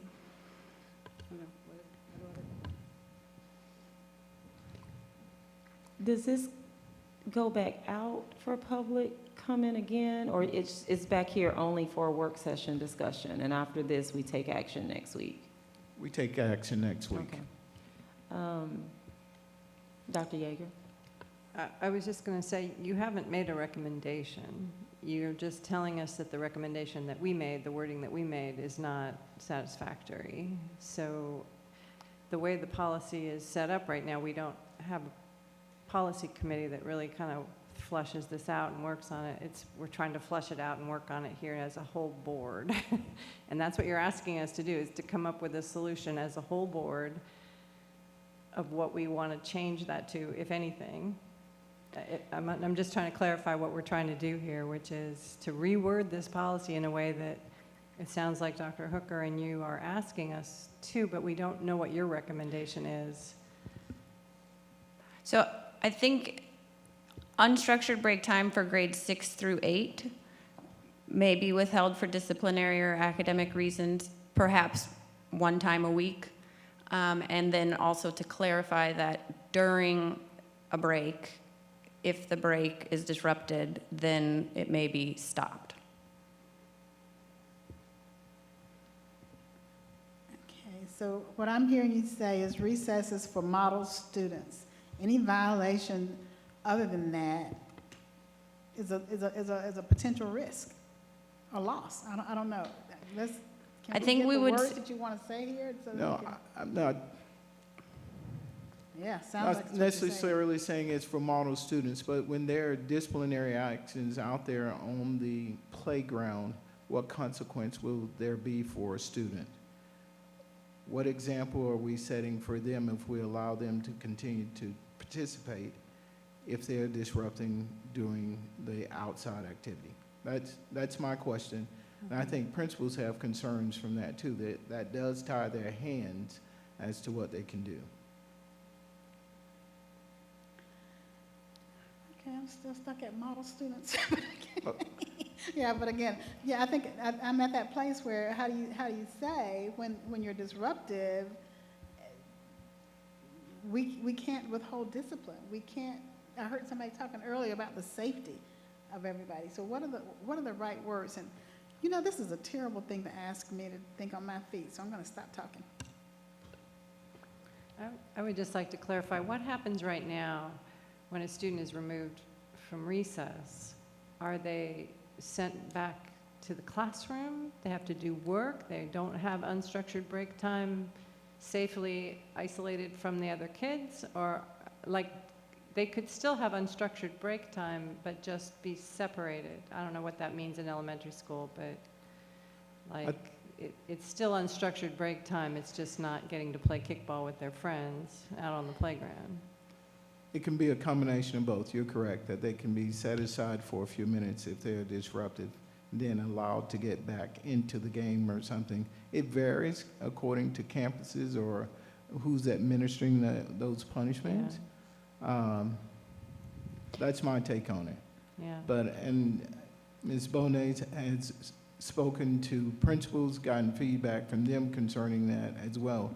And as we look at the various schools, my question is how much, as you asked about the data, how often does this happen? Yeah. I don't think this is happening on a daily basis at every school. Tons of kids are being told you can't participate in recess. That's not what we hear. I hear that there's kids that are being told they have to march on a field. March? As walk around in a certain way, and they're punished outside On a during their daily recess. basis? Are you telling me this is happening on a daily basis? I don't know about a daily basis. Okay. I'm sorry, I don't know that. These are just reports we hear, that the recess is being used in a punitive way, and that just doesn't make any sense to at least some of us. I don't know. Kids need to run and play, and we can't expect them to sit at their desk for 7 or whatever hours a day without any break time. We can't do it. I can't do it. I need to go for a walk. I just wish we could figure out a way to make it so that it's not punitive, that we're keeping kids safe, but we're not using it, we're not taking away something that's helping them deal with the rest of the time at their desk. So I get safety, we need to isolate them. So, and I think by adding some clarity to around the fact that if we separate them, or if we say you can't play kickball anymore, it will not sound like unstructured break time to the folks that are paying attention, because unstructured is unstructured. So I think the statement that would allow an administrator to provide a space that may not be as unstructured if a student is disrupting or violating the code of conduct at recess. And that may look different. It might be some students go inside. It might be some students stand away from the kickball game. But it wouldn't be a violation of the policy if it was clarified that they may alter the nature of the unstructured break. I'd be happy to work on a couple of statements that we could put in the board update tomorrow. So does it have to be a part of the policy, or can it be a reg? I didn't understand what you said, Ms. Davis. What did you say?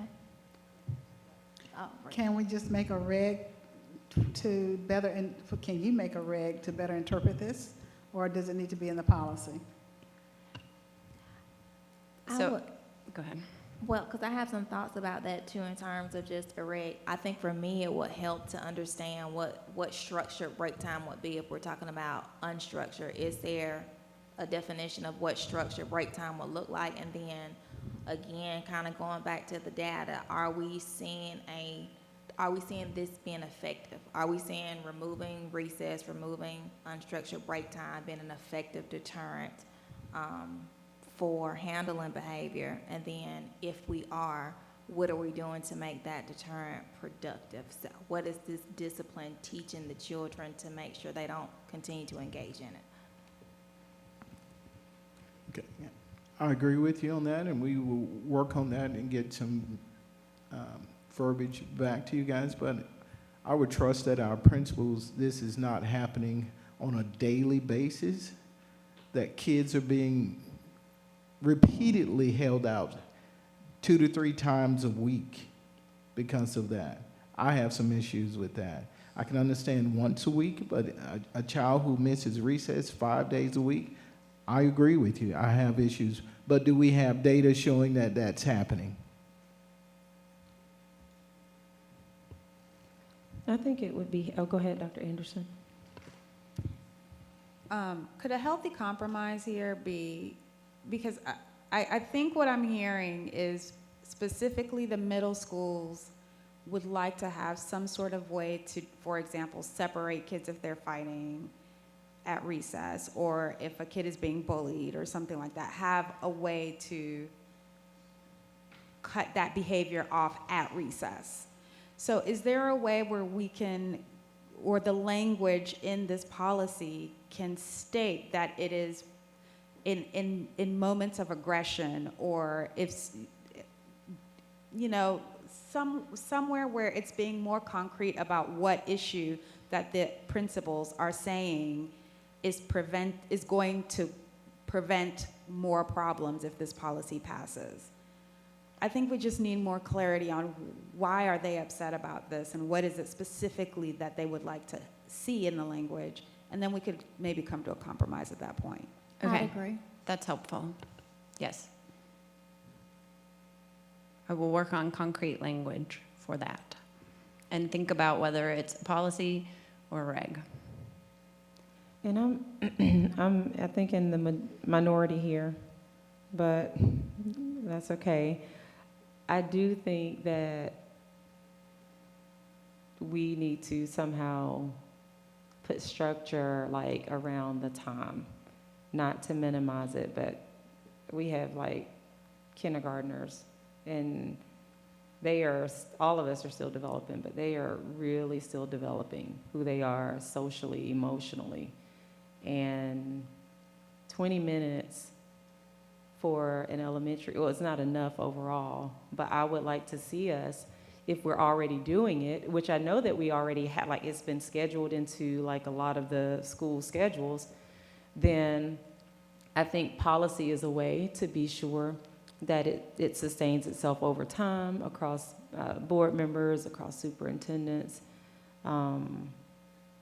And I'll try to go back and listen, because I wasn't here for the initial conversation about the preference for unstructured.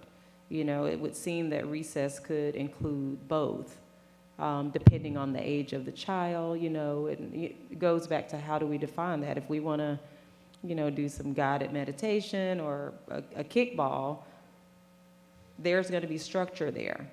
And so structure is not necessarily a bad thing at recess. I'm more concerned with the time that we allow children, you know, to develop through play, structured or unstructured. So I just wanted to put that out there in case, you know, next week something, you know, when we take action on it, but that's just sort of where I am with it. Sounds good. Okay. That is all for that item. We can move to the next one. These were the policies that were out for public comment, except for IEDA. 2 things to note. One, the language, the phrase or a sentence was added, reasonable suspicion to JCAB to assure alignment with the regulation. And then we did receive one public comment about the educational television policy. And the short answer is yes. I've talked to Dr. Moore and Mr. Gaskins about this, and we will ensure that that happens.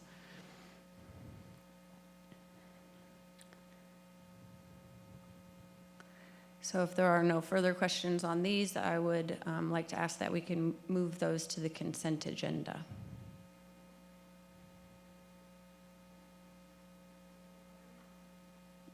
Yeah, okay, yeah.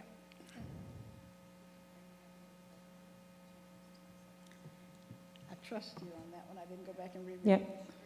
All right, let me go back and reread it. I'll do that before next week. Okay, so you want it moved to the consent agenda? Which one is it? That was the one about the, JCAB. Jace, thank you, the search thing. So you added the reasonable suspicion language to Match whenever the the school has regulation. reasonable suspicion, they may. So I see JCAC. Where's JCAB? Where is JCAB? Oh, it's on this one. Okay, I need to go to the other Item list. 11. Okay, I'm sorry. You have I'm in the wrong, I a got it. question, Ms. Davis? I got it, JCAB. Okay, well, All right, well, thank you. Thank you very much. Okay, we'll move forward to our personnel recommendations, Dr. Hooker. And board, are there any follow-up questions?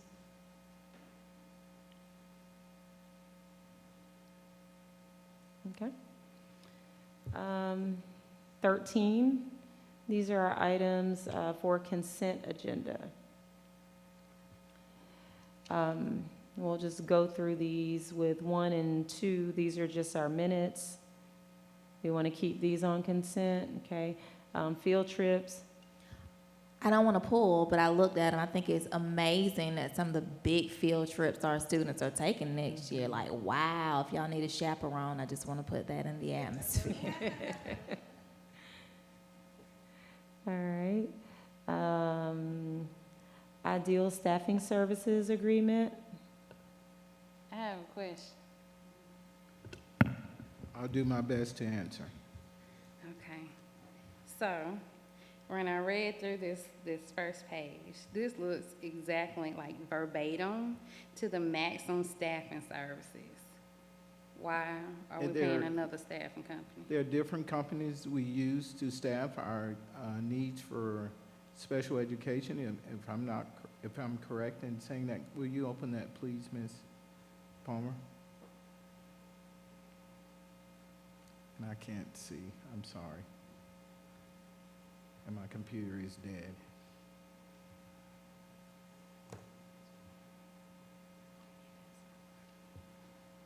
Yes. If you scroll up, I think I'm correct in speaking that this is used to fill some of our special education openings that we have. So it's Maxim? So is Maxim. Yes, there are various companies that you use to fill those positions. It is not unusual for a school system to use 3 or 4 companies to fill positions of those needs based upon your SID-PID classes and the other needs, your behavior specialists and other things. This is not unusual. So this is why it's suspect to me, because the same job description was listed for the Maxim. Correct. Based upon if they don't have anyone say at maximum, we go to Ideal and look through that company and see if they have someone to fill it. So we don't pay them? If we don't use them, we don't pay them. But if we do, that's the budget we're allotting for those staffers. Ma'am, I'm sorry. And then we go to the next? Yes. Some of these positions are very hard to fill. Okay. I'll wait till we get to the next one, because Okay? that one Next, don't make please. sense Okay, either. do we want to keep this on or pull it? Yep, okay, so we'll.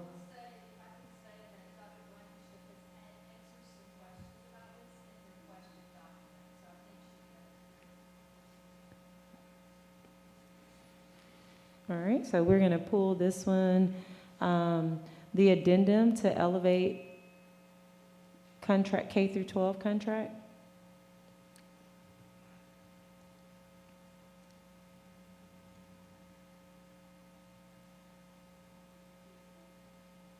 What are you looking at now? Number 5. This one is just to expand the existing agreement to now And- include COIL, right? Because I read COIL that. couldn't find their Yes. Spanish teacher. And this is the one I believe I sent you guys a text message concerning. Did you have to, this is the emergency approval? Yes. Was that Yes. the one? I thought so. Yeah, this is the same one. Okay.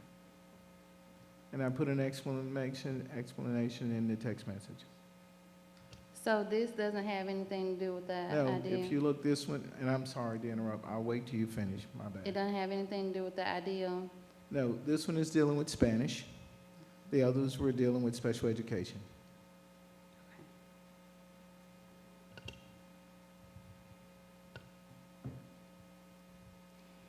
I'm sorry, I'm having some technical difficulties.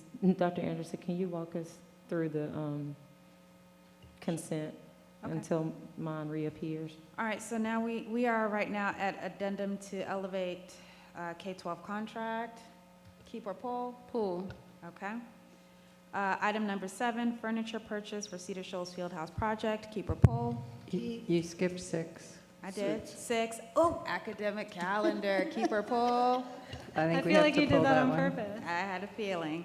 Pull. Furniture, so that's going to be pulled. Furniture purchase, Cedar Shoals Fieldhouse project. Keep or pull? Pull. I have a question on. I'm sorry. Oh, which one do you have a question on? On the furniture purchase for Cedar Shoals project? Yes, that's for the field house. Yes, hold on, furniture, where is the? And Was it again, I for the believe those desks? questions were answered in the information that was sent to you guys in detail About the desk? about the desks. These are for, About the teacher desk, there are a total of 17 desks. I'm just trying to figure out how 17 desks gonna fit in a field house. they have classrooms in the field house where they These are teach. teacher desks. Teacher desk where they have classrooms, they're teaching. Am I correct, John? If Sort you of look like- up there, there are classrooms that are gonna be placed up there so they can have health courses. Like gladiator galleries? sort Yes. of ish? Yes. So we haven't had a review of this plan either, right? First time we've Am seen I this correct plan? in saying that? Yeah, there's also, I think there's 6 or 8 desks that are in the central coaches area where they're bunched together. So that's the same type of desk that we have in the coach's office. So they are big desks or little desks? Like Teacher student desk. desks? Yeah, they're mid-size, not like, executive office. executive. Right. Right. The coach's office is the only one I think that has a return. All the other ones are just kind of a standard teacher desk. And then all the rest are for students? Yeah, the In table, classrooms? tables, chairs, and things like that, yes. Okay, I'm gonna go back and look at it and then look at it with the map, because my brain can't, so Well, pull. we haven't had a presentation on this either, right? Have we had a presentation on the field house? Yes, we did the rendering and the plans and things like that, and also when we submitted for the general contractor construction. But we can present, an update with photos and things like that as well. That would be really awesome. Thank you. I think the public will enjoy that too. All right. So we are at 8. Is that correct? Okay. The firewall software, I can't believe I read all of that and followed those links. I am so sorry, but yes, that's a great one. Keep okay, it. so yes. All right. The presence learning, mental health counseling, teletherapy services. I'm going to Defer ask to the experts I had on a that. couple of questions, but we can chit chat. And the questions you submitted today was answered. Okay. There was, I believe, am I correct? Yes, we answered that question Okay. concerning this program. I think it was sent at 11:57 or sometime, and I had asked Mr. Gaskins to answer your question. Can we pull it just so I can go back and look Yes, for it? ma'am. I have no problem in pulling it.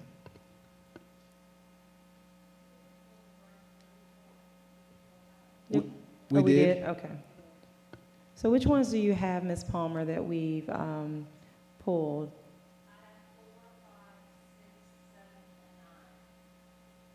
Okay.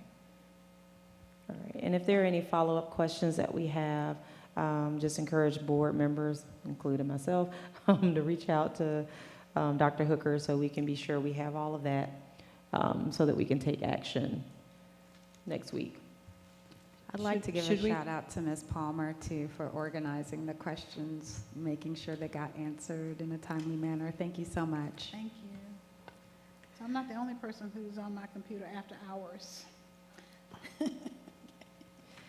Thank you, Ms. Palmer. All right. Question? Quick question, sorry. Oh, yeah. There's quite a bit of, what's the word? Fussing about the calendar. And I guess I'd like to know, before we have to either vote it up or down next week, if there's opportunity, if there's time to think about it and adjust it, or if it's just a all or nothing, and what happens if we vote it down because we're not getting very much information about why it is what it is. I guess I just want to know where we at with it and what are the options. Because we haven't really talked about it with you. We've received some information. Just curious where you're at with it. Thank you, Dr. Yeager. I'll be glad to respond to that. In response to our calendar, the academic calendar survey was not intended to be the only way in which the decisions were made, and if indicated as much, that was I'll take full responsibility for it. My mistake. We should have been more careful to frame this survey as an opportunity for people to share their thoughts. It was an information gathering tool that the committee did use for making some decisions, but only noted in others. We received 89 pages of text messages, text comments, and some of those included comments like we would like to work a 4-day week, or we'll like more school or less school. And while the committee read these comments, they were not ultimately the deciding factor. In the end, many factors went into the decision. The survey results were just one of those factors. And I can share with you, we have had many heated discussions concerning this calendar, what's going to be beneficial for all students. And I know we received a lot of input. As I stated before, you're never going to get a perfect calendar, no matter what people say and what dates they want off and what time they want off. It's very difficult to make a perfect calendar. We did our best to do what we thought was right for kids. What are some of the suggestions that individuals or the board have concerns about concerning the calendar? I'm particularly concerned about starting on the 1st of August, personally, but I know that's not the only. I'm just curious, do we have reason to do that? Why are we doing that? If you look at, we're on a 4x4 schedule. There are so many days that we have to get in for to end the semester. I believe can you pull up the calendar, please? So I don't want to speak inaccurately. So if you can pull up that calendar.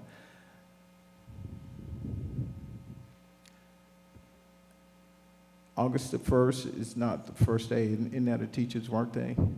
We start on a Wednesday. My computer.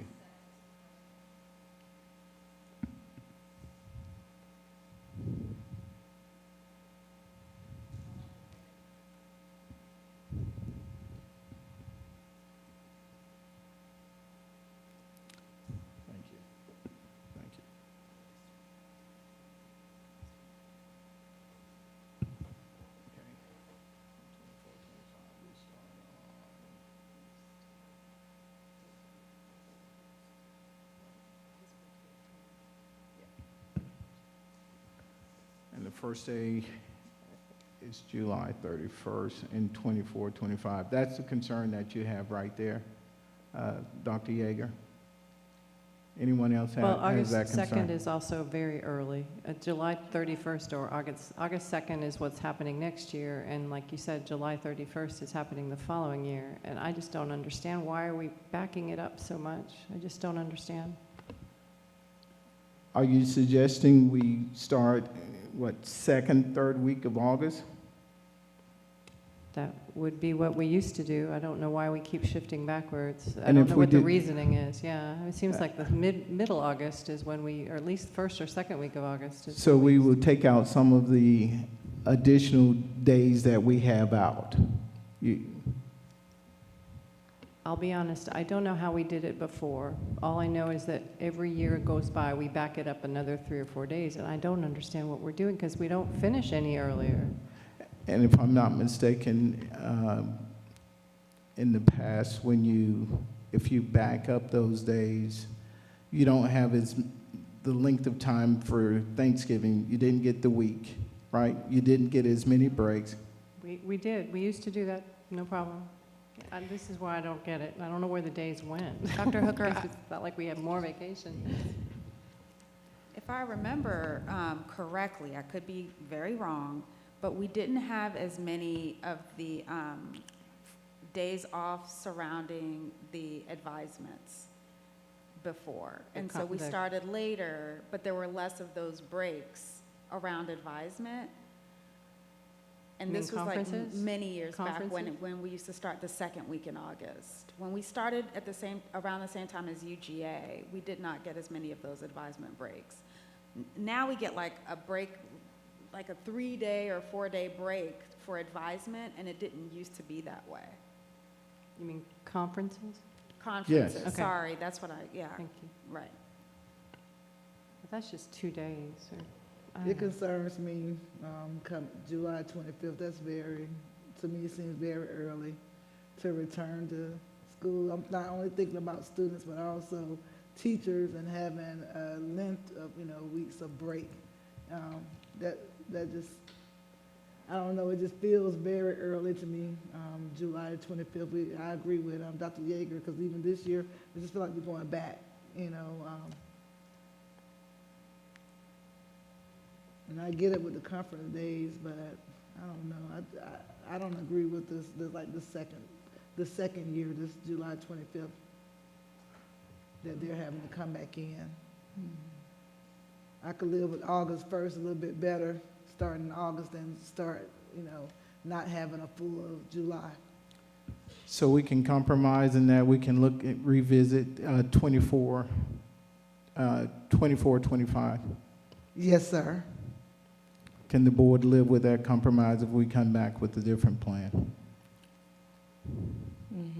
Yes, and one thing I wanted to mention is that, there's the other side of this. Certainly adults, because we need teachers and administrators in the building.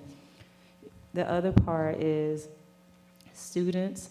And so we have a lot of our marginalized students, our students who are, living in poverty, who may not have structured activities during the summer.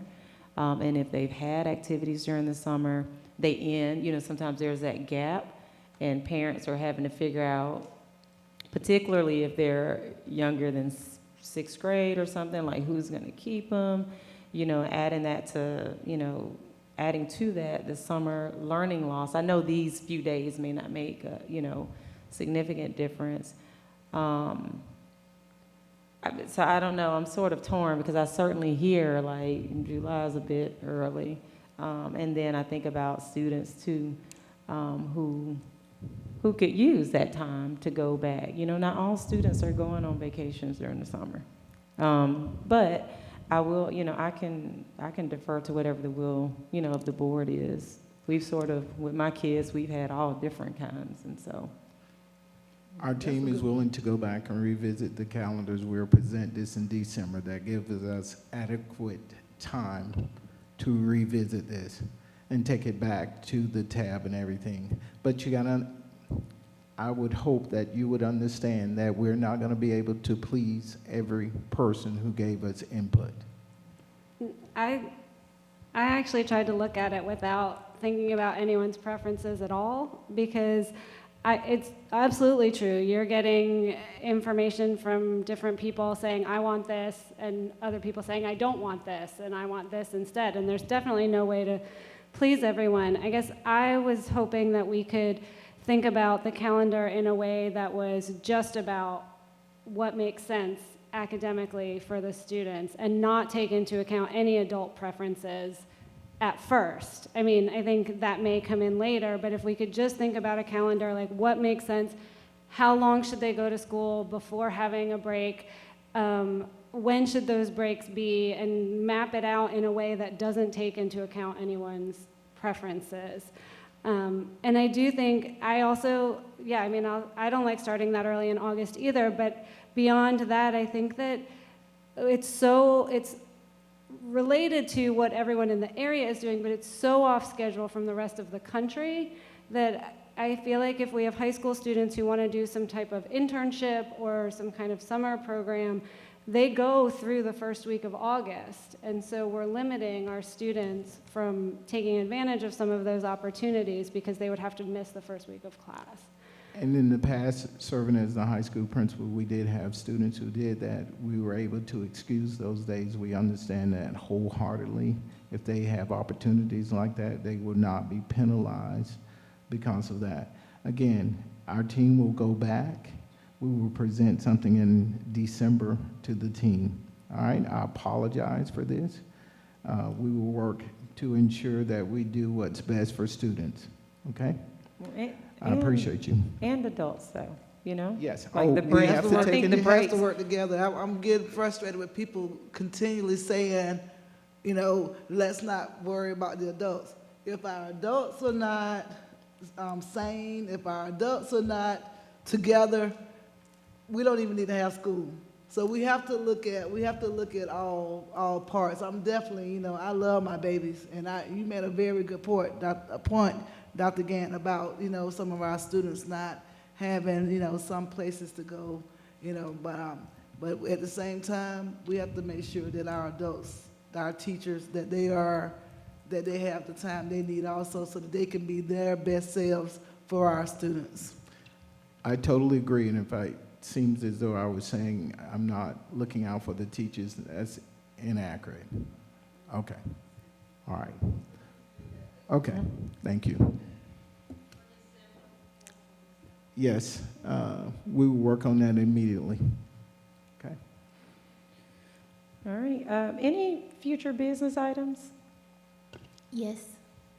So just on the heels of the discussion that we just had, previously we discussed what will we be doing in terms of supporting our children who are in shelters during early release days and during asynchronous learning days, since they may not have they don't have anywhere to go. And so with this big budget increase, this $14 million that we're gonna have in our fund balance, Mr. Schuderman, right? No, I messed it up. We spent that. Oh, we got some left. So I would like to put on for future business just some consideration of thinking about if there's an opportunity for us to provide some support to our families in lieu of this conversation during those days where they may need that extra support. Okay. And piggybacking off of that, I would also, I've asked before, I would like to know where we are with our homeless program.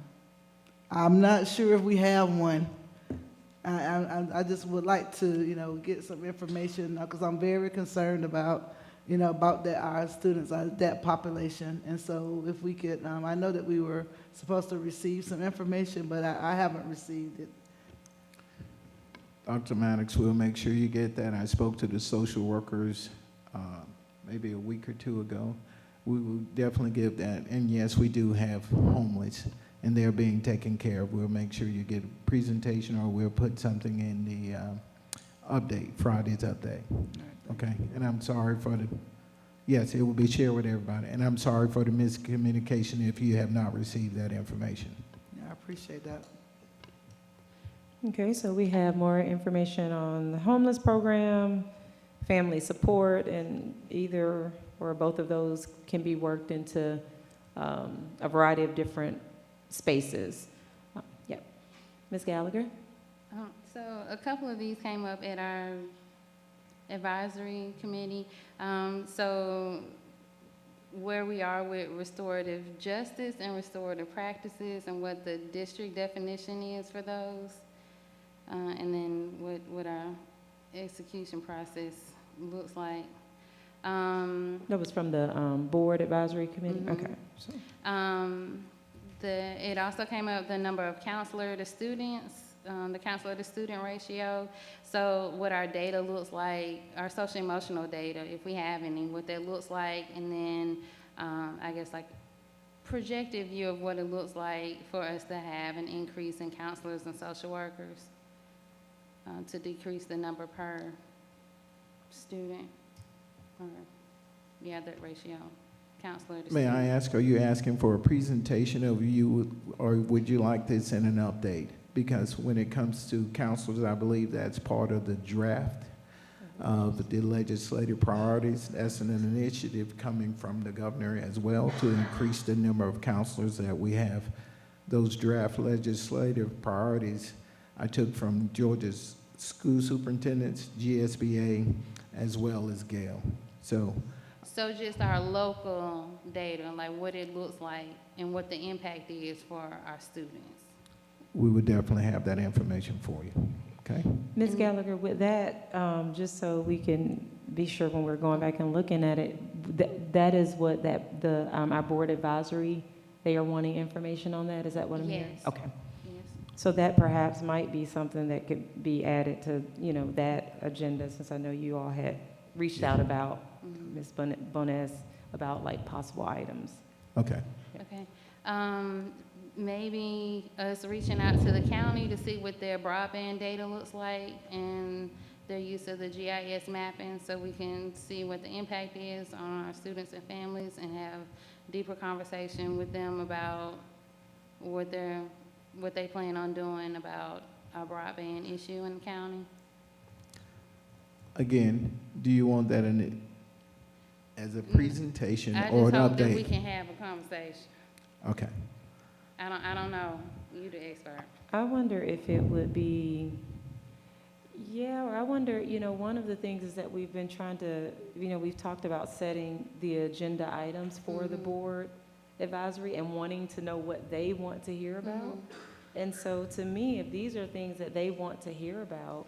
I'm personally requesting this. Oh, I thought you said this was from the board advisory. Yeah, some of it, and that did, but I still want to know, for me, not just the advisory, and I think everybody needs to know where we are with broadband and then how we plan as a district to address the issue in collaboration with the county. Yeah, I'm just saying if it's something that it overlaps with them, that it wouldn't be a bad idea to start with, to start with them. So at least we can keep that two-way conversation going. Like if they have some feedback or questions, it really informs us when we discuss, Right. I'll be glad. I met with the mayor. I have a meeting with Blaine Williams next week. All of that information I'll be glad to share with you guys after my meeting with them. Okay. Okay, and I got one more. Yes. So the positions that we currently have in the district that are funded through CARES, and they're gonna go away at some point. So I'm wondering if we have any data on the impact of those positions so that we can better discern whether or not to figure out if we have money or if we need to use money from a different pot to hold them in those positions. Okay. We can work on that. Thank you so much. I want to kind of piggyback on that one because I want to see where, I see that some of the things that we're voting on have ARPA funding as a part of their funding. So I still want to know, are we maintaining a separate inventory of where the ARPA funds are being spent so that we can see that spend down separately from the regular general budget? And Or any Mr. other grant. Schoeneman, if I'm correct, we have to keep accurate records of how we spend those. We have to turn it in to the state. I saw it They one audit time, it. but I'm not seeing it. Yes. We'll be glad to get that information to you as well. Okay? Well, no, because they're not, the things that are on this thing they're not. Do you want to say separated. something, Mr. Sherman? Dr. Hooker, I was just going to add, we do still maintain the, on our website, if you go to, I think there's an ARPA CARES dashboard that has all of the expenditure detail and drawdown detail for all three of the CARES 1, CARES 2, and ARP grants. So we keep track of those revenues and expenditures separately from our Gen Fund. It's in, if you looked at the reports that I gave you, it's maintained in Fund 420 and Fund 448. But then also, if you do want to go out and look at it in a dashboard, we've updated that through September as well. And that's something that's available to the public as well, correct? Yes, sir. Thank you. All right. Thank you very much. We'll move forward to item 15, adjournment. Second. Okay. All right. Seeing there are no objections, we are adjourned at